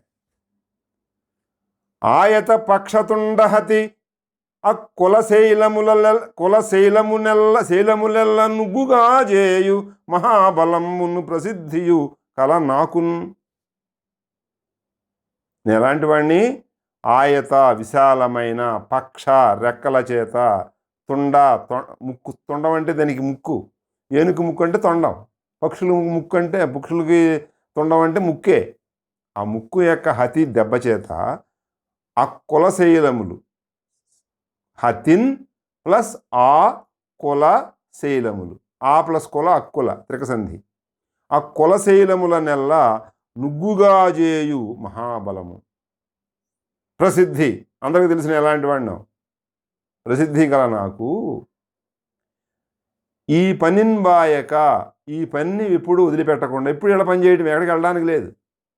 ఈ పనిని పాయక విడువక వీపునందు, వీపు మీద అవడు పాములు, మరి పక్షి అక్కడ వీపు మీద ఎక్కించుకోవాలి కదా గడుతున్నట్టు, అలాంటి ఆ వీపు మీద ఈ అవడు పాముల్ని, ఈ బలహీనమైన సర్పాలను ఎక్కించుకొని వాటికి పనులు చేయవలసినటువంటి పనులు చేయను ఏమి కారణము చెప్పుము దేనిని పయోరుహాననా. దీనికి కారణం ఏంటో చెప్పమ్మా అన్నాడు. ఇక్కడ బోర్డునంత పద్యంలో రెండు సంధులు సమాసాలు మనం ఒకసారి పిల్లలకి అక్కడక్కడ చెప్పి, నేను ప్రత్యేకంగా మళ్ళీ మీకు సంధులు సమాసాలు క్లాస్ చెబుతున్నాను, అక్కడ చూసుకుని ఇక్కడ అవసరమైనవి చెప్పండి. వాళ్ళకి విడదీసి చెప్పి సంధి పేరు చెప్పండి. ఈ పాఠం చెప్పేటప్పుడు ఇక్కడే సూత్రాలు గీతరాలు చెప్పకండి. చూడండి, ఇక్కడ ఆ ప్లస్ కులశైలములు, అక్కులశైలములు సంధులు కానీ సమాధానాలు చెప్పినప్పుడు పిల్లల చేత బాగా పరిశీలింప చేయాలి. ఆ ప్లస్ కుల అక్కుల ఏం జరిగిందో చెప్పించండి వాడి చేత. ఏమైందిరా? కూ కింద కావు వచ్చిందండి, ఇక్కడ ఆ అయిందండి అన్నాడు కదా, అది తెలిస్తే చాలు వాడి సంధి సూత్రం వాడితే చెప్పించవచ్చు. మనం ఇప్పుడు సూత్రాలు కూడా చెప్పించక్కర్లా, సంధి ఏం జరిగిందో చెప్తే చాలు. కులశైలములన్ ఎల్లన్ నుగ్గుగా చేయు, నుగ్గుగాన్ ప్లస్ చేయు, నుగ్గుగా చేయు సరళం వచ్చింది ఇక్కడ. మహాబలంబును ప్రసిద్ధి, అక్కడ కూడా సరళాదేశంది ప్రసిద్ధి. మీరు చదివేటప్పుడు ఇక్కడ ఉంది కదా, నుగ్గుగా జేయు మహాబలంబును ప్రసిద్ధి అని చదవకూడదు, ప్రసిద్ధి అని చదవాలి. ప్రసిద్ధిను గల నాకున్ ఈ పనిన్ ప్లస్ పాయక, పనిన్ బాయక వీపునందు అవడు పాముల మోవను. అవడును ప్లస్ పాముల, అవడు బాముల సరళాదేశంది. మోవను వారికిన్ ప్లస్ పనుల్, వారికిం బనుల్, పనుల్ ప్లస్ చేయను. ఇందాక అక్కడ చూడండి, నుగ్గుగా చేయి దగ్గర అక్కడ సరళాదేశం వచ్చింది. పనుల్ ప్లస్ చేయి దగ్గర ఇక్కడ గసడదవాదేశం వచ్చింది. నుగ్గుగా సేయన్ రథం మీద పరుషంలో గసడదోహణంగా ఉంది కదా. ఇక్కడ ఎక్కడ సరళాదేశం వస్తుంది, ఎక్కడ గసడదవాదేశం వస్తుంది. గసడదవాదేశం వస్తే చా ఎలా మారుతుంది, సరళాదేశం వస్తే చా ఎలా మారుతుంది, పరుషం ఎలా మారుతుందో చెప్పాలి. ముందు దాంట్లో తర్వాత చెప్పుకుందాం. ఏమి కారణము చెప్పుము, ఇక్కడ కూడా ఏమి కారణము చెప్పుము, ఏమి కారణము చెప్పుము. దీనిని పయోరహ, దీనిని ప్లస్ పయోరహాన్, దీన్ని భయోరహాన. ఎన్ని సరళాదేశంతులు ఉన్నాయండి? 1 2 3 4 5 6 ఎన్నో సరళాదేశంతులు ఉన్నాయి ఒక పద్యంలో. ఇప్పుడు విసంధి దోషం కాదని ఇప్పుడు రాసే ఆధునిక కవులు పూర్తిగా రాసేస్తున్నారు. ఎలా ఇప్పుడు రాసే పద్యాలు అంటే వారికి పనులు చేయను ఏమి కారణము చెప్పుము దీనిని పయోరుహాన అని ఇప్పుడు రాసేస్తున్నారు పద్యాలు. ఎందుకు అర్థం చేసుకోలేం, లేని ఇంకోటి ఏదో అనుకుంటారేమోనని. కానీ పూర్వం రాసిన వాటిని ఇప్పుడు మార్చలేం కదా, వాటి తెలిసేట్టుగా పిల్లలకి చెప్పగలగాలి. పద్యం చదివేటప్పుడు మాత్రం అలా వెళ్ళిపోతుంది. ఆయత పక్షతుండహతిన కులశైలములెల్ల నుగ్గుగా చేయు మహాబలంబును ప్రసిద్ధియుగల్ల నాకు నీ పనింబాయక వీపునందవడు బాముల మోవను వారికిన్ పనులు సేయను నేమి కారణము చెప్పుము దేని భయోరుహానన అలా వెళ్ళిపోతుంది. ఎందుకంటే ఆ ముఖయంత్రం అలా హాయిగా పరిగెట్టడం కోసమే సందులు వస్తాయి. కానీ మనం పిల్లలకి బోధించేటప్పుడు మాత్రం అలా చెప్పకూడదు. పరుషాలు ఎక్కడ ఉంటాయో అక్కడ ఒరిజినల్గా ఏ రూపం ఉందో అదే చదవాలి. ఆయత పక్షతుండహతి అక్కులశైలములెల్ల నుగ్గుగా జేయు మహాబలంబును ప్రసిద్ధియును గల నాకు ఈ పనిన్బాయక వీపునందవడు బాములు మోవను వారికిన్ పనులు సేయను ఏమి కారణము చెప్పుము దీని పయోరుహానం. అలా పద్యం చెప్పి పద్యంలో పదాలన్నీ కూడా ఏమేమి పదాలు ఉన్నాయో విడదీసి చెప్పించాలి. ముందు చెప్పి అన్నమయ క్రమంలో మనం రాయాలి. రాసి వాళ్ళకి అర్థాలు చెప్పేసి సరిపోతుంది. ఇంచుమించు అన్ని అర్థాలు తెలిస్తే పయోరుహాన అంటే వాళ్ళకి తెలియకపోవచ్చు. దాన్ని మనం అర్థం వివరిస్తాం. ఆవడు పాముల దగ్గర ఒకటి అలా ఆవడు అంటే ఏంటో తెలియదు. ఆవడంటే బలహీనమైన అల్పమైన అని తెలుస్తుంది. ఇక మిగిలినవి కూడా కులశైలముల దగ్గర ఒకటి అర్థం తెలియదు. ముందర అర్థాల పదాలన్నీ రాసిస్తారు. తెలిసిన పదాలకు ఈజీ కొట్టు పెట్టి ఆ అర్థం ఈజీ కొట్టు కూడా దాని ఎదురుగుండా రాస్తారు, అర్థం రాస్తారు. తెలియని వాటి వాళ్ళతో చెప్పిస్తారు. ఇంచుమించుగా వాళ్ళ నోట్లో నుంచి అర్థాలన్నీ రావాలి, చెప్పేసి వచ్చేస్తుంది. ఇలా పద్యాన్ని చెప్పేప్పుడు 10 సార్లు ఎప్పుడు మీరు పద్యాన్ని చదువుతూనే ఉండాలి. వాళ్ళకి పద్యం గింగుర్లు పెట్టేసి నోటికి వచ్చేస్తుంది. ఆయత పక్షతుండహతి నక్కుల శైలములెల్ల నుగ్గుగా జేయు మహాబలంబును ప్రసిద్ధియుగల నాకు ఈ పనింబాయక వీపునందవడు పాములు మోవను వారికిన్ పనులు సేయను ఏమి కారణము చెప్పుము దేని పయోరుహాననా అని చెప్తుంటే వాడికి వచ్చేస్తుంది. వాళ్ళ అమ్మని అడుగుతున్నాడు, గరుతుంది. ఏమిటమ్మా ఇది అసలు నేను ఎందుకు చేయాలి పనులు, అసలు వాళ్ళకి చేయటం ఏంటి తెలియదు కదా కుర్రాడికి అని అడిగిన వినత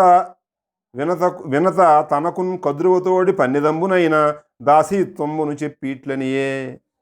మన కథ అంతా చెప్పలేదు ఆవిడ, అక్కడ చెప్పేసి మనకు తెలుసు కదా, అది చెప్పేసిందట. ఏమని? అప్పుడు వినత కదురువకి తనకి జరిగిన పందెము, దానిలో దాసీతనం పందెంగా పెట్టుకోవడం, నేను ఓడిపోవడం, ఈ మొత్తం జరిగిన కథ అంతా రీల్ వేసేసింది.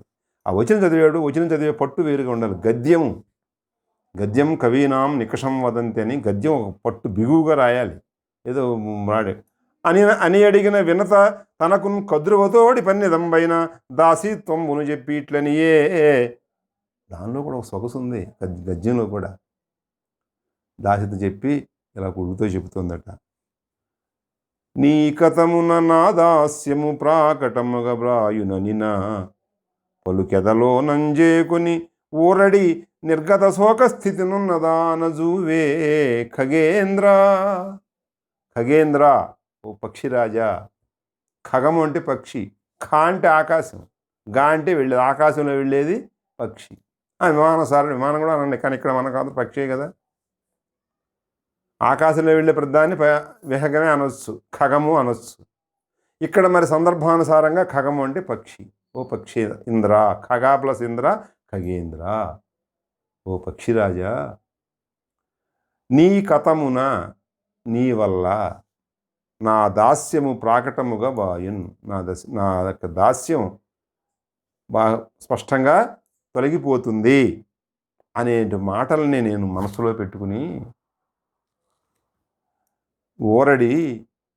ఊరడిల్లి నా అంత నేనే ఊరడిల్లి నిర్గత శోకస్థితినున్నదానా, ఎటువంటి శోకం లేకుండా బాధ లేకుండా ఉన్నాను. నా శోకం అంతా పోగొట్టుకుని నా కొడుకు వచ్చి నువ్వు వచ్చి నా దాసీతనాన్ని పోగొడతావనేటువంటి సంగతి తెలిసి, అంటే నీ వల్ల నా దాసీతనం పోతుందని కాబట్టి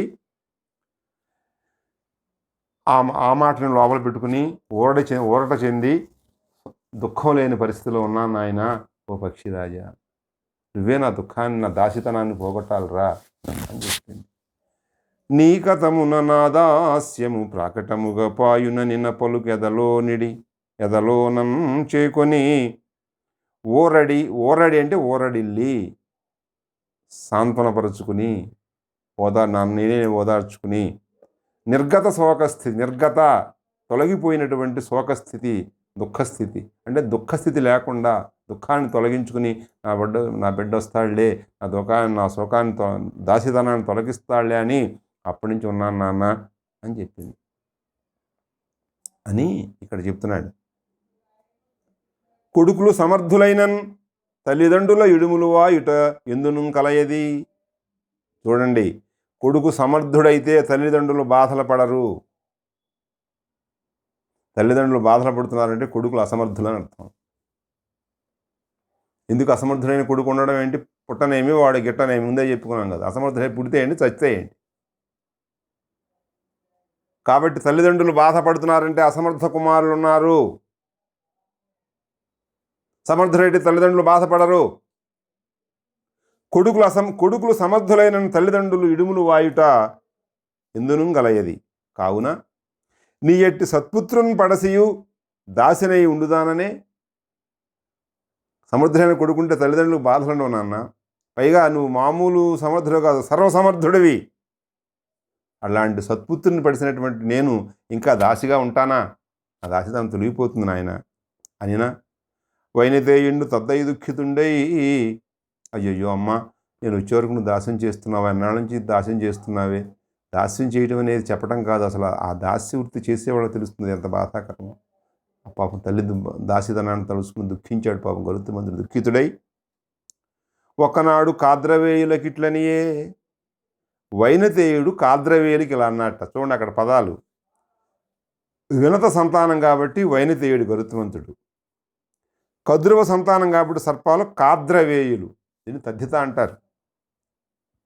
వినత యొక్క కుమారుడు వైనతేయుడు, కద్రువ కుమారులు కాద్రవేయులు, ధృతరాష్ట్రుని కుమారులు ధార్తరాష్ట్రులు,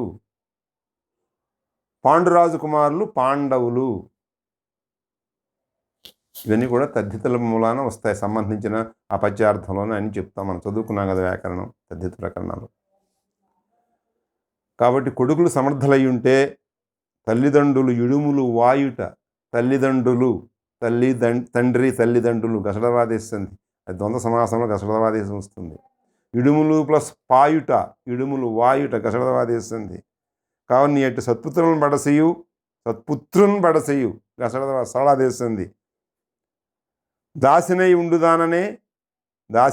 ఉండుదాననే ఎడాగమ సంధి అనినా. అక్కడ ఎనినా, అక్కడ ఎడాగమే. విని వైనతేయుండు తద్దయు దుఃఖితుండై. వైనతేయుండు తద్దయు, దద్దయు కాదు అక్కడ కూడా గసడదవాదేశమే. ఎందుకని ప్రథమ మీద పరుషంలో గసడదవులు బహుళముగా నాగన్నాం కాబట్టి వైనతేయుడు అనేది ప్రథమ వ్యక్తి. అక్కడ తద్దయ్య వల్ల అది దాగా మారుతుంది, గసడదవాదేశంది. వైనతేయుడు తద్దయు దుఃఖితుండై, మిక్కిలు దుఃఖించాడు.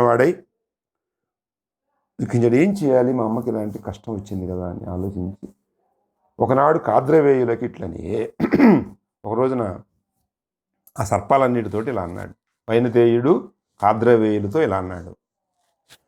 మాయీ దాస్యము వాయునుపాయము సేయుండు, నన్ను పనుపుండు ఇష్టం వేయది దానిదెత్తు, అజేయుడనై అమరవరుల చేకొని అయినన్.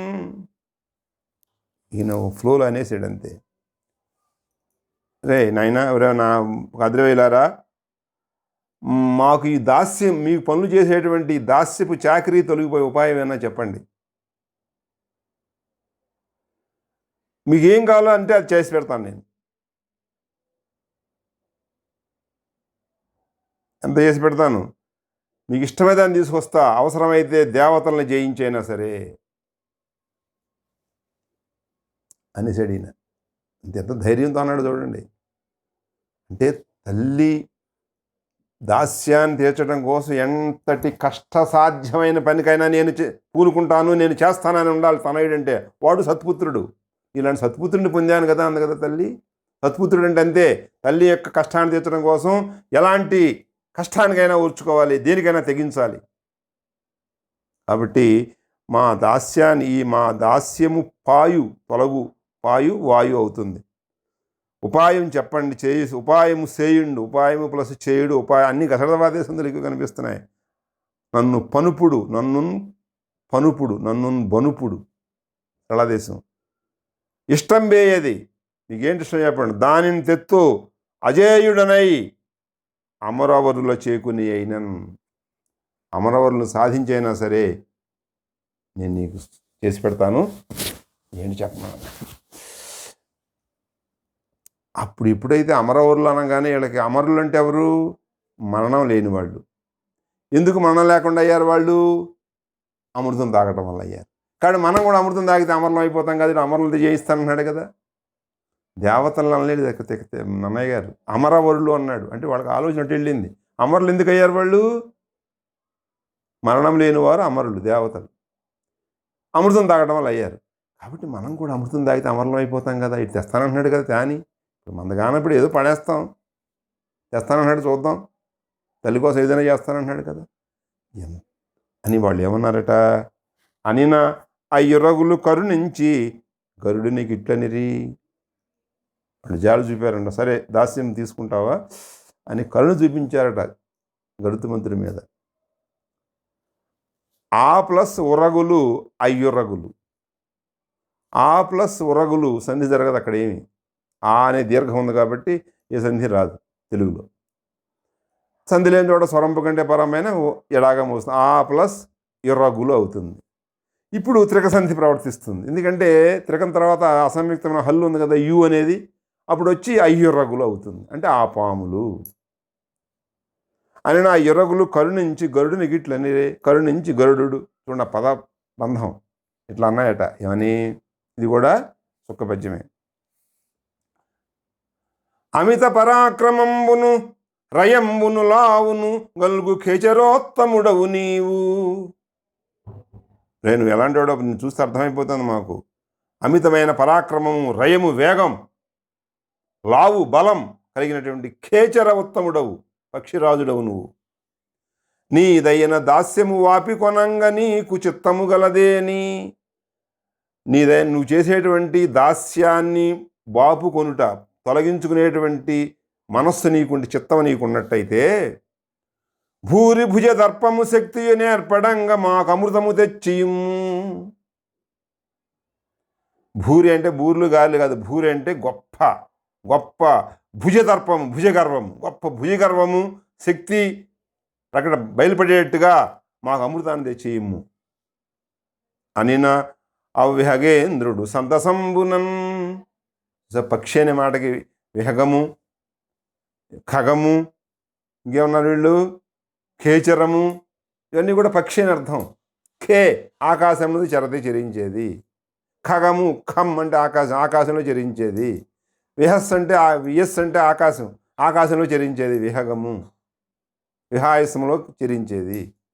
అన్నీ పక్షిరాజు విశేషణాలు. మహాకవులు ఇప్పుడు కూడా ఒకే పదం పట్టుకుని గరుత్మంతుడనో లేకపోతే ఖగేంద్రుని పట్టు దాన్ని పట్టుకు అడిదిప్పి చెప్పరు.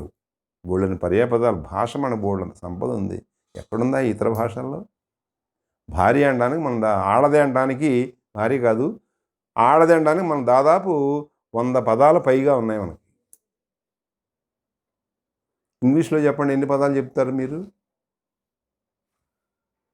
అనంత సంపద వదిలేస్తున్నాం మనం. ఏదో 1-2 పదాలతో అంతా ఆడేస్తున్నారు.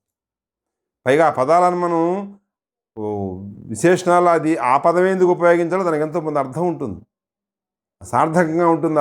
ఆ పదం వేస్తే అక్కడ అలాంటి పదమే వేయాలి. అలాంటప్పుడు కొన్ని పర్యాయ పదాలు అవసరం అవుతాయి. అనిన ఆ ప్లస్ విహగేంద్రుడు, అవ్విహగి, అక్కడ నవ్వి నవ్వడం ఇవ్వడమే లేవు. తెచ్చి ఇమ్మని నన్ అవ్విహగేంద్రుడు, ఆ పక్షిరాజు సంతసంబునన్, సంతోషము ప్రకృతి సంతసం, సంతోషపడిపోయాడు. ఇప్పుడైతే ఏంట్రా ఫోన్లు తెస్తాను కదా అని అమృతం తెమ్మంటే తెస్తానా, కుదురుతుందా, నాకు ఆశ ఎంత ఉండాలి అని తిరగబడతాం. కానీ ఏదోటి దాస్యం పోగొట్టే ఉపాయం, ఆ పని చేయరా, దాస్యం తీసేస్తా అన్నారు కదా, సంతోషపడిపోయాడు గరుత్మంతుడు. అది పుత్రుడు అంటే, సత్పుత్రుడు అంటే. నా తల్లి అమృతంగా అది ఏమైనా తెస్తా, నా అమ్మ దాస్యాన్ని పోగొడతా. ఆ వీరం ఉండాలి తల్లి ప్రేమతే.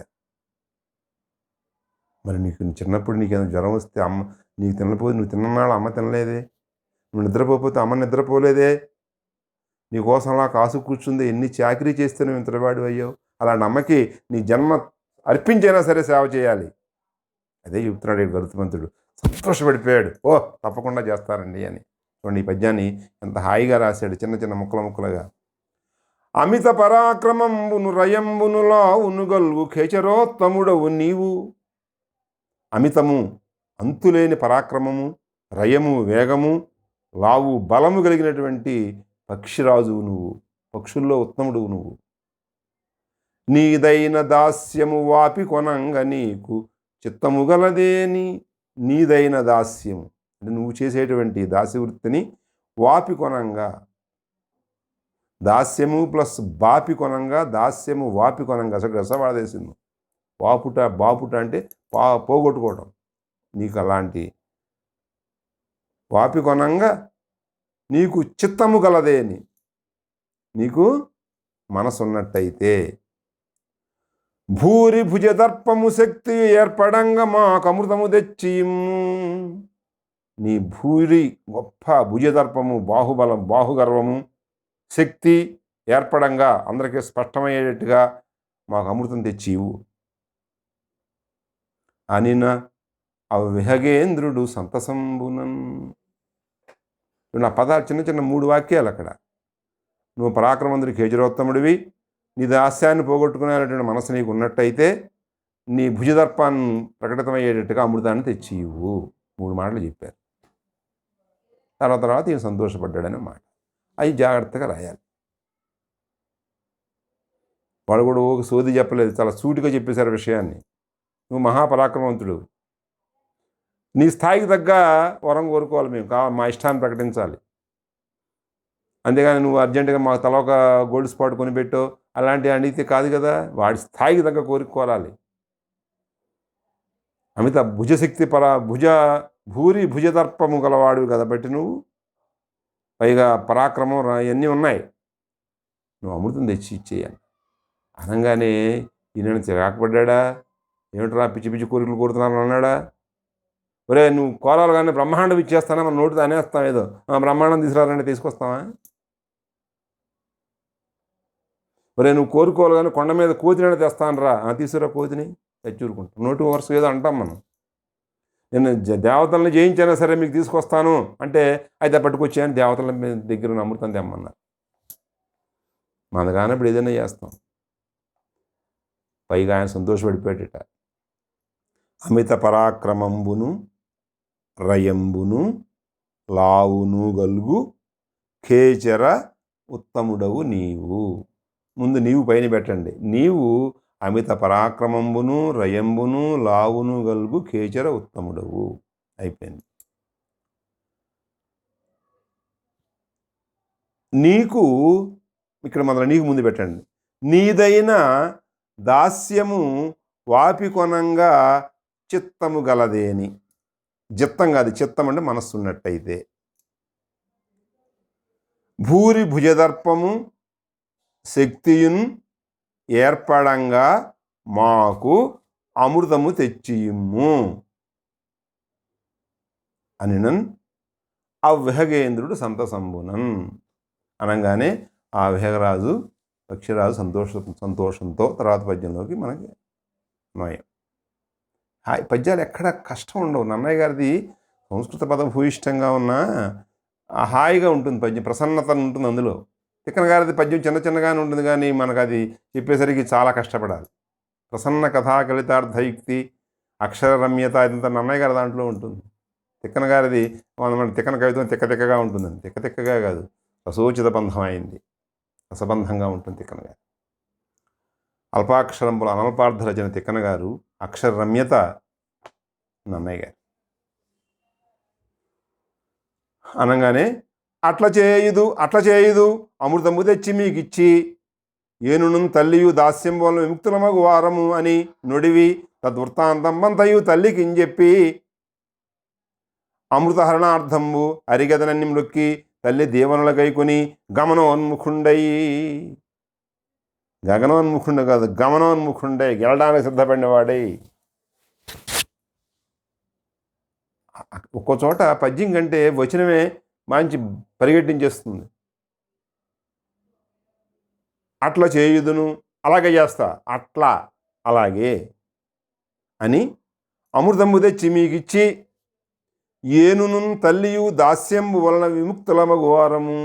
ఏను అంటే నేను మా అమ్మ దాస్యం వలన విముక్తులు అవుతాము అని నుడివి వాళ్ళతో చెప్పి మళ్ళీ తల్లి దగ్గరికి వచ్చి తద్వృత్తాంతం అంతయు తల్లికి చెప్పి అమ్మకి చెప్పాడు. అమృతహరణ అర్థం వరికి అతనిని మృక్కి, అమ్మా జరిగింది ఇది, అమృతం తీసుకొస్తున్నాను వెళుతున్నాను అన్నాడు. అంటే తల్లి అభీష్ట సిద్ధిరస్తున్న ఆరోగ్యం వస్తే ఐశ్వర్యం వస్తే తల్లి దీవిస్తుంది.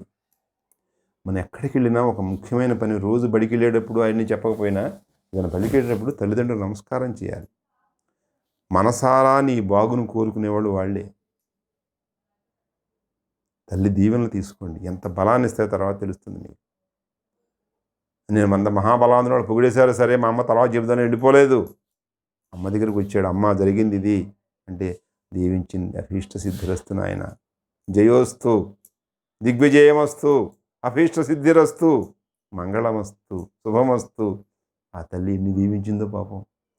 తల్లి దీవెనలు గైకొని ఆమెకు అనేక దీవెనలు తీసుకుని గమన ఉన్ముఖుండై వెళ్ళడానికి సిద్ధపడినవాడై.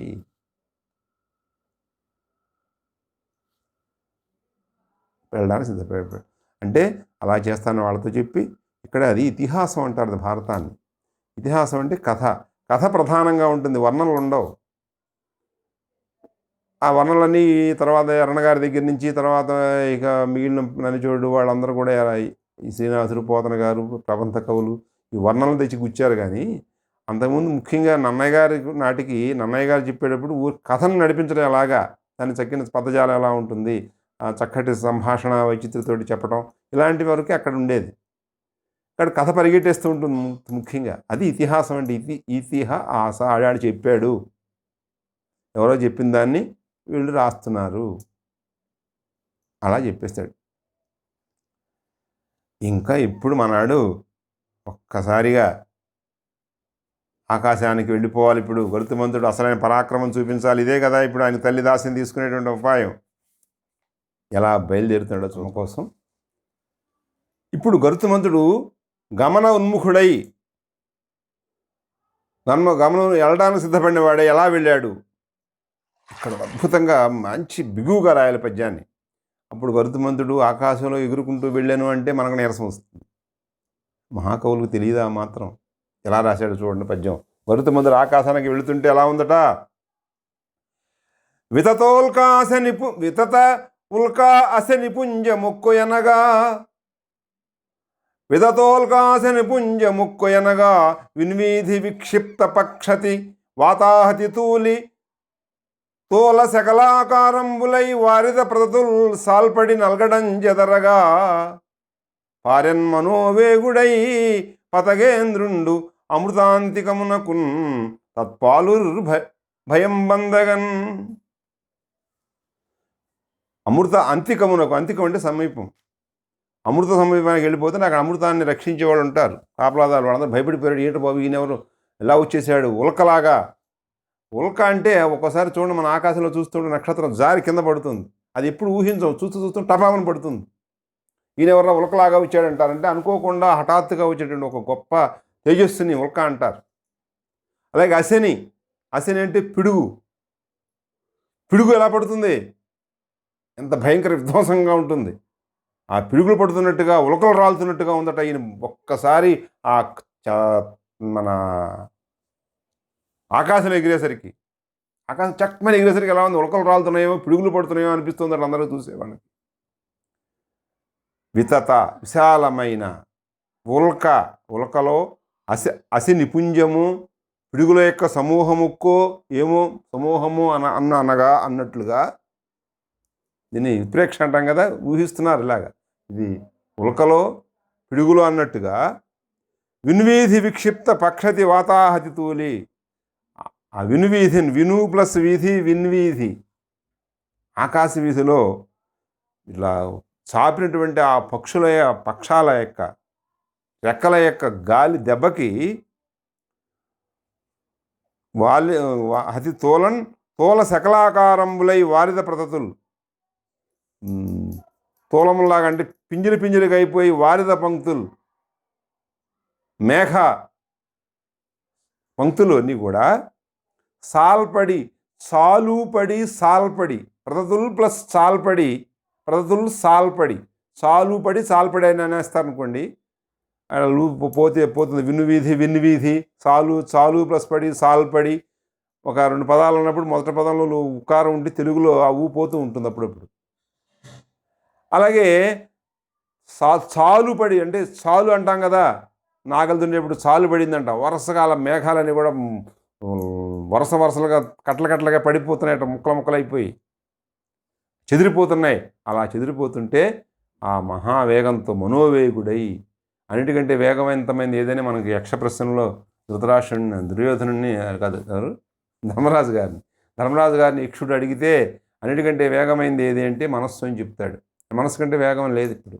కాబట్టి మనస్సు ఎంత వేగంగా పరిగెడుతుందో అంత వేగంతో పతగేంద్రుడు, పతకము సరే, ఇక్కడ పతకం అంటే పక్షి, పతకం అంటే మనం ఏంటి చెప్తాం, సూర్యుని కూడా పతకం అని పేరు ఉంది. ఆ పక్షి ఇంద్రుడు, పక్షిరాజు, పతగేంద్రుడు పక్షిరాజు అమృతాంతికమునకున్, అమృత యొక్క సమీపానికి తత్పాలురు భయం మందగన్ పారెన్ పరిగెత్తాడు. అంటే పడుతుంటే చుక్కలు రాలుతున్నాయి, నొక్కలు రాలుతున్నాయి అన్నట్టుగా ఆకాశంలో మేఘాలని కూడా దూది పింజల్లాగా ఎక్కడెక్కడ ఎగిరిపోతున్నట్టుగా ఎగిరిపోయి, మామూలుగా గాలి చిన్న గాలి వస్తేనే మేఘాలు అటు ఇటు పరిగెడతాయి. అలాంటి ఇంత పెద్ద గాలి వస్తే అసలు ఉంటాయి, ఎక్కడ పోయే తెలియదు. అంత వేగంగా అన్ని దిక్కులకు చెదరగొట్టేసేసి ఆ అమృతం దగ్గరికి వెళుతుంటే అక్కడ ఉన్న వాళ్ళందరూ భయపడిపోతున్నారు. ఏంటి ఉలకలా ఈ పిడుగులు పడుతున్నాయి, ఏంటి ఎలా వచ్చేస్తున్నాయి అని చెప్పి ఆ అమృతాన్ని రక్షించేటువంటి వాళ్ళందరూ భయపడిపోయారు. వితత ఉల్క అశని పుంజముక్కో, చూడండి విడదీసేపు జాగ్రత్త రాలి. వితత ఉల్క, వితత ప్లస్ ఉల్క, వితత ఉల్క, వితత ఉల్క అశని అంటే పిడుగు, పుంజం అంటే సమూహం, పుంజముక్కో పుంజమేమో అనగా అన్నట్లుగా ఇలా ఊహిస్తే దీన్ని ఉత్ప్రేక్ష అలంకారం అంటాం. విన్వీధి విక్షిప్త పక్షతి వాతాహతిన్, విన్వీధిని ఆకాశంలో విక్షిప్త బాగా పరుచుకున్నటువంటి పక్షతి వాతాహతిన్, ఆ రెక్కల యొక్క గాలి దెబ్బకు తూలిపోయి తోల శకలాకారంబులై, శకల ముక్కలైపోయి తోల శకలాల్లాగా దూది పింజల్లాగా అయిపోయి వారిద ప్రతులు చాలుపడి, వారిదముల యొక్క వారిదం అంటే మేఘము. ఇందుకు ముందు మొన్న అందు కూడా చెప్పాను, పిల్లల దగ్గర పోవడంతా పదభాండాగారాన్ని మనం పెంచాలంటే వారిదము, దా అంటే ఇచ్చేది, ధి అంటే నిలవబెట్టుకునేది. వారిధి అన్నాం అనుకోండి సముద్రం, వారిద నీటిని ఇచ్చేటువంటిదంటే మేఘం. జలదము అంటే మేఘం, జలధి అంటే సముద్రం. అబ్దము అప్దము, అప్ అంటే నీరు, దా అంటే ఇచ్చేది, అబ్దము అంటే మేఘం, అబ్ధి అంటే సముద్రం. అలాగే శరధి శరదము, అలా ఏదైనా ఆ పదాలని ఉదకం అనే ఉదకాన్ని ఇచ్చేటువంటిదేమో మేఘం, దాచుకునేదేమో సముద్రం అట. అందుకే పెద్దవాళ్ళు చెబుతూ ఉంటారు, మనం మేఘంలా బ్రతకాలి సముద్రంలాగా కాదని. అంటే మేఘం తన దగ్గర ఉన్నటువంటి నీటినంతటినీ కూడా సంక్షేమం కోసం అందరికీ పనిచేస్తుంది. ఏమీ లేకుండా పూర్తి నల్లటి మేఘం పూర్తిగా తన దగ్గర ఉన్నటువంటి జలాన్నంతా అందరికీ పంచేసి ఏమీ లేకుండా తెల్లగా అయిపోతుంది, నీళ్ళు లేకుండా అయిపోయి ఆకాశంలో తిరుగుతూ ఉంటుంది. సముద్రం వచ్చిన దాన్ని వచ్చినట్టు దాచుకుంటుంది. నాన్న ఎవరికైనా పంచుతుందా, ఎవరికి పంచడానికి కూడా పనికిరావు కదా అవి. మనం తాగగలమా, చేయగలమా? ఆ నీళ్ళన్నీ వచ్చినట్టు దాచేసుకుంది. ఎవరికి నిరుపయోగమైన దాన్ని అంతా దాచుకుని నిరుపయోగం చేసుకుని పాతాళానికి కూలబడిపోతుంది. ఎవరికి ప్రయోజనం? కాబట్టి మేఘంలాగా బ్రతకండి, సముద్రంలాగా దాచుకుని ఎవరికి పనికి రాకుండా పోకండి అని చెప్తారు పెద్దవాళ్ళు. కాబట్టి వారిద పంక్తి అంటే వరుస, మేఘ సమూహము, మేఘము యొక్క వరుసలు. వారిద ప్రతతులు, ప్రతత అంటే సమూహం. చాలుపడి అంటే వరుసగా చాలు అంటాం కదా మనం దున్నేటప్పుడు, అలాగా లోతుగా పడిపోయి నలగడం చెదరగా, అంటే మేఘం ఇలా వెళుతుంది, ఒక్కసారి రాగాస్తే దాన్ని గొయ్యిపోయినట్టుగా అయిపోతుంది, దాంట్లోకి ఇలా తొచ్చుకుపోయినట్టుగా అయిపోతుంది మేఘం. అలాంటి సాల్లు పడిపోయినట్టుగా అయిపోయి మేఘాలన్నీ కూడా ముక్కలు ముక్కలు అయిపోయి నల్కడలు 4 ప్లస్ కడలు నల్గడలు దిగు సమాసం 4 దిక్కులు, కడ అంటే దిక్కు, 4 గడలకి చెదిరిపోగా మనోవేగంతో పతగేంద్రుడు అమృతాంతికమునకున్, అమృతం యొక్క అంతికము అంటే సమూహం, అమృతాంతికానికి తత్పాలు భయం మందగన్ పారెన్ పరిగెత్తెను. అది చేశాడు ఆయన.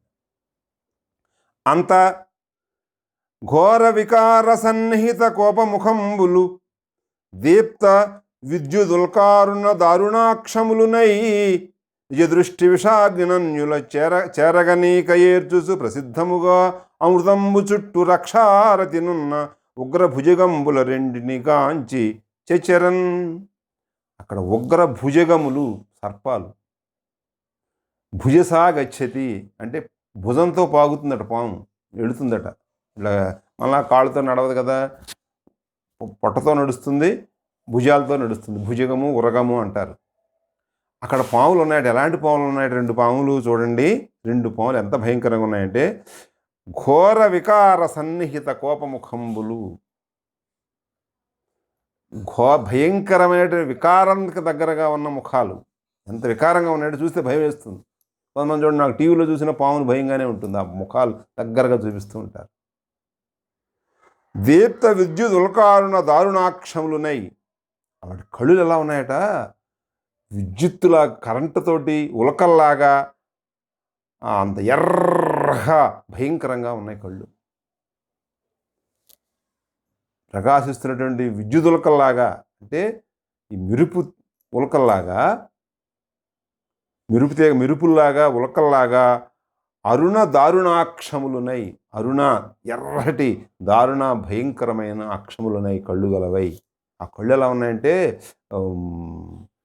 విన్నాం కదా, పిడుగులు ఉలకలు పడతాయి, లేకపోతే మెరుపుల్లాగా అంత తీక్షణంగా ఎర్రగా ఉన్నాయట కళ్ళు. నిజ దృష్టి విషాగ్ని అన్యులను చేరగనీక, అయ్యో వాటి నిలబడితేనే మొహంలోంచి విషం కక్కుతూ ఉంటుంది. ఆ విషాగ్ని దగ్గరకు ఎవరైనా వెళ్ళలేము అసలు. అది చూస్తే ఇటుపక్క తిరిగి చూసిందంటే ఆ పక్క విషం వస్తూ ఉంటుంది. నిజ దృష్టిని తన చూపుతోటి విషాగ్ని అన్ని దిక్కులు కప్పుతూ ఉండగా ఏర్చుచు అన్నిటినీ కూడా దహింపజేస్తూ ప్రసిద్ధముగా అమృతము చుట్టూ రక్షారతినున్న అలాంటి పాములు అమృతం చుట్టూ రక్షించేటువంటి పనులు ఆసక్తి కలిగి ఉన్నటువంటి భుజగంబుల భయంకరమైనటువంటి పాములు 2 చూశాడు ఆయన. 2 పాములు ఉన్నాయండి అక్కడ. ఆ పాములు చూస్తే ఇంకోటికి ఎవరికైనా పారిపోయి ఇచ్చేయటం అక్కడ ఏం చేయలేము. అలాంటి చాలా ప్రచండమైనటువంటి భీకరమైనటువంటి సర్పాలని అక్కడ అమృత భాండానికి రక్షగా పెట్టారు దేవతలు. ఆ 2 చూశాడు ఈయన. చూసి అయ్యురగంబులన్ ఉరగములు అయ్యురగములు ఇందాక చెప్పాను. ఆ పాములను తన పక్ష రజోవృష్టిని అంధంబులం చేసి ఒక్కసారి తన రెక్కలు ఇలా విదిలించేసరికి అవి చూస్తున్నాయి, ఇలా ఇటుపక్క చూసాయంటే అటు పక్క అగ్ని జ్వాలలు వచ్చేయడమే ఆ పాముల నుంచి. అలాంటి చూపుల వైపు చూస్తుంటే తన రెక్కలను ఊపాడు. ఆ రెక్కల యొక్క గాలి ద్వారా వచ్చిన రజస్సు ఉంటుందే, ధూళి, ఆ ధూళి వాడి కళ్ళలో పడి వాళ్ళు కళ్ళు కనపడకుండా అయిపోయాట ఆ పాములన్నిటికి కూడా. ఆ యురగంబులను తన పక్ష రజోవృష్టిన్, తన రెక్కలకున్నటువంటి ధూళి కురిపించటం మూలాన అవి అంధంబులైపోయాయి, కళ్ళు కనపడకుండా అయిపోయాయి వాటికి.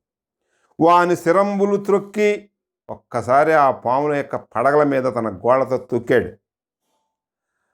తొక్కేసరికి ఇంకెక్కడుంటాయి, పడగ మీద కాళ్ళు వేసి తొక్కేసేసి ఆ కళ్ళు కనపడకుండా చేసేసరికి అయ్యా పడి ఉన్నాయి. అలాగే పరాక్రమం వ్యసంగా అమృతంబుకొని గరుడుండు గగనంబునకెగసి అంతే తీసుకున్నాడు. అలా 2 పాములు పడిపోయాయి, అమృత భాండం తీసుకున్నాడు, ఒక్కసారి జమ్మని మళ్ళీ ఆకాశంలోకి ఎగిరాడు. గగనంబునకెగసి ఆ తర్వాత మధ్యలో చాలా కథ నడిచింది నాయన. అవేం చెప్పలేదు. ఇప్పుడు ఎందుకు మనకు కావాల్సిన అమ్మ యొక్క దాసీతనాన్ని పోగొట్టడమే. అక్కడ గరుతుముద్దన యొక్క ప్రభావం, వనితేని యొక్క ప్రాముఖ్యం అంటే అక్కడ అవి చెప్పుకోవాలి. ఇక్కడ మనకు అదంతా అక్కర్లేదు కాబట్టి పాఠం ఇచ్చిన పెద్దలు అది అక్కడ పక్కన పెట్టారు. మనకు కావాల్సింది మాత్రమే తీసుకున్నారు. వీళ్ళు వచ్చి ఉరగల వద్దకు వచ్చి పాముల దగ్గరికి వచ్చాడు అమృత భాండాన్ని పట్టుకుని. అమ్మ బాబోయ్, సాధించాడు వీడు, మామూలుగా అసాధ్యుడు అనుకున్నారు పాములందరూ కూడా. వచ్చి మరకత హరితంబైన కుశాస్తరణంబున అమృత కలశంబు నిలిపి పెట్టాడు. అక్కడ ఎక్కడ పెట్టాడట? మరకత హరితంబైన.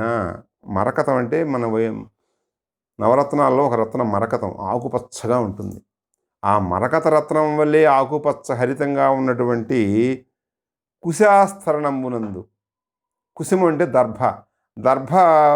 దర్భగడ్డి ఉన్నటువంటి ఆ ప్రదేశంలో, ఆస్తరణం అంటే ఆ చిన్న ప్రాంతంలో, దర్భలో ఉన్నటువంటి ప్రాంతంలో అమృత కలశంబు నిలిపి, అమృత భాండాన్ని కలశాన్ని అక్కడ పెట్టి ఉరగలంగుని చూపి ఇట్లనియే ఆ సర్పాలన్నిటికి చూపి ఇలా అన్నట్టు గరుత్మంతుడు. అనిమిషనాథ సుగుప్తమైన అమృతము తెచ్చి మీకు నిశ్చితి. అనిమిషులు అంటే దేవతలు, అమరులు అంటే దేవతలు. చూడు, ఎన్ని పదాలు మనకి నేర్చుకోవాలంటే అన్నయ్య గారి భారతంలో ప్రతి పద్యాన్ని కంఠస్థం చేయటమో లేకపోతే పదే చదవటం వలన ఆ పదాలు గుర్తుంటాయి. అనిమిషులు అంటారు దేవతల్ని. నిమిషము అంటే ఇలా రెప్పపాటుని నిమిషం అంటాం మనం. మరి నిమిషంలో వస్తానంటే నిమిషం అంటే ఈ రెప్పపాటు కాల నిమిషం అనాలి. మనం నిమిషంలో అంటే మన రెప్పపాటు ఉంటుంది మనకి. దేవతలకి ఆ నిమిషం ఉండదట, అంటే రెప్పపాటు ఉండదు. అందుకని వాళ్ళని అనిమిషులు, నిమిషము లేని వాళ్ళు అనిమిషులు అంటే దేవతలు. ఆ అనిమిషులకు నాథుడు ఎవరు? దేవతల రాజు ఇంద్రుడు. అనిమిషనాథు సుగుప్తము, ఆ ఇంద్రుడు సుగుప్తము బాగా పకడ్బందీగా దాచాడు దాన్ని. అమృతాన్ని దేవతలు తప్ప ఎవరు సేవించరు. అది ఎక్కడ పెడతారు, ఓపెన్గా దొరకదు. అది ఇప్పుడు మనకు దొరికినట్టు ఎక్కడ పెడితే అక్కడ దొరుకుతుంది కదా అమృతం, అమృత వైన్స్. అది ఎక్కడ పెడతాడు దొరుకుతాయి ఇక్కడ. అక్కడ అమృతం అలా దొరకదు. చాలా సుగుప్తం, చాలా ఎక్కువ జాగ్రత్తగా దాన్ని దాచేటి పెడతాడు అమర్నాథుడు. ఆయన అమృతం తెచ్చి మీకు, అయినా సరే నేను దాన్ని తీసుకొచ్చి మీకు ఇచ్చా. అస్మత్ జననీ దాస్యము వాసను. అస్మత్ జనని జస్త సంధి అంటారు. తా చాగా మారి జాగా మారిపోతుంది. అస్మత్ జననీ దాస్యాన్ని, దాస్యము దాస్యము ప్లస్ పాసెను, పాయుట అంటే పోవుట, తొలగిపోయింది. దినకర పవన అగ్ని తుహిన దీప్తుల కరిగాన్. అందరు సాక్షిగా, ఎవరు సాక్షిగా చెప్తున్నాడు చూడండి. మిగిలిన వాళ్ళు సాక్షి ఉంటారో పోతారో, సాక్షి అంతకాలం పెట్టించుకుంటాం మనం చాలామంది చేత. ఆడు ఉంటాడో పోతాడో తెలియదు ఇవన్నీ. కానీ ఎల్లకాలం ఎప్పుడు భూమినంతకాలం, ఈ సృష్టినంతకాలం ఉండేటువంటి వాళ్ళ సాక్షుల ప్రకారం చెప్తున్నాడు. ఎవరెవరట? దినకరుడు, సూర్యుడు ఉంటేనే దాన్ని పగలంటాం. దినం అంటే పగలు, రోజు అని. సూర్యుడు ఉంటేనే అది రోజు. పవనం గాలి, అగ్ని తుహినదీప్తి అంటే వెన్నెల. వీళ్ళన్నిటి సాక్షిగా ఇక మా అమ్మ దాస్యం అయిపోయింది. ఇప్పుడు సాక్ష్యం కూడా ఇప్పుడు చెప్తాయి ఇవన్నీ, మనం ఇంటి పక్కడలాగా కాదు. కాబట్టి అమ్మ దాస్యం అయిపోయింది, మీకు చెప్పాను, మీ మాట నిలబెట్టుకున్నా తీసుకెళ్ళిపోతాను మా అమ్మని. మా అమ్మ దాస్యం తొలగిపోయిందని హాయిగా అమ్మని తీసుకెళ్ళిపోయింది. అది కొడుకు చేయవలసింది కోసం. అమ్మ కోసం ఏం చేశాడు, ఎంత పని చేశాడు. అనిమిషనాథు సుగుప్తమైన అమృతము తెచ్చి మీకు ఇచ్చితి. అస్మత్ జననీ దాస్యము వాసెను. దినకర పవనాగ్ని తుహిన దీప్తులు కరిగా. అది అమ్మ కోసం. పాఠాన్ని తెలుసుకుంటారు. ఈ పాఠం కథ కంటే ముఖ్యంగా అమ్మ మీద గౌరవాన్ని పెరిగేట్టుగా. కష్టపెట్టబోకు కన్న తల్లి మనసు, నష్టపెట్టబోకు నాన్న పనులు, తల్లిదండ్రులన్న దైవ సన్నిపులురా, లలిత సుగుణజాల తెలుగు బాల. ఇలాంటి పద్యాలు మీరు పిల్లలకు కంఠస్థం చేస్తే తర్వాత పెద్దయిన తర్వాత వాళ్ళ తల్లిదండ్రులు ఓల్డేజ్ హోమ్లో పెట్టేటువంటి ఆ బాధలు ఉండవు. ఈ చిన్నతనంలో నాటుకున్నటువంటి ఆ భావం ఇంక పెద్దయిన వదలదు. అది అలాంటి అర్థవంతమైన పద్యాలను పిల్లలకి కంఠస్థం చేస్తే అవి గుర్తొస్తాయి. ఏదో టింకిల్ లిటిల్ స్టార్ పెద్ద అయిన తర్వాత వాడు గుర్తొస్తే ఏం చేస్తాడు దాన్ని? అలా ఇంగ్లీష్ రైమ్స్ అన్నీ కూడా అసలు అవి తర్వాత గుర్తు తెచ్చుకుని కూడా మనం చేసేది ఏమి ఉండదు. దానివల్ల ఇటువంటి నీతి కానీ లేదా బోధ కానీ ఒక ఏం ఉపదేశం కానీ అందులో లేదు. మన పద్యాలు చిన్నప్పుడు పెట్టండి. కష్టపెట్టబోకు తల్లి తండ్రి కష్టపెట్టబోకు నాన్న పనులు. ఎంత గొప్ప పద్యాలండి ఇవన్నీ. చిన్నప్పుడు నేర్పండి. ఖాళీగా ఉన్నప్పుడు ముఖ్యంగా పండితులే చేయగలరు ఇలాంటివి. నీతి పద్యాలు నేర్చుకొని కాస్త ఖాళీగా ఉన్నప్పుడు ఈ పద్యం చదవమంటారు నాన్న. అర్థం చెప్పొద్దు, పోని వదిలేయండి. వాడి కంఠస్థం చేస్తే చాలు. ఆ పెద్ద అయిన తర్వాత నా అర్థం తెలుస్తుంది. ఇంత పద్యం ఉందిరా. శీల నిర్మాణం అక్కడ జరుగుతుంది.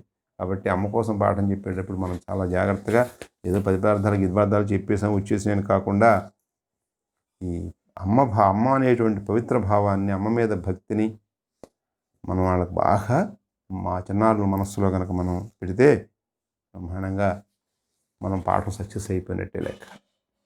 ఇక ఇందులో వేదాంత ఇవన్నీ విషయాలనే ఉన్నాయి.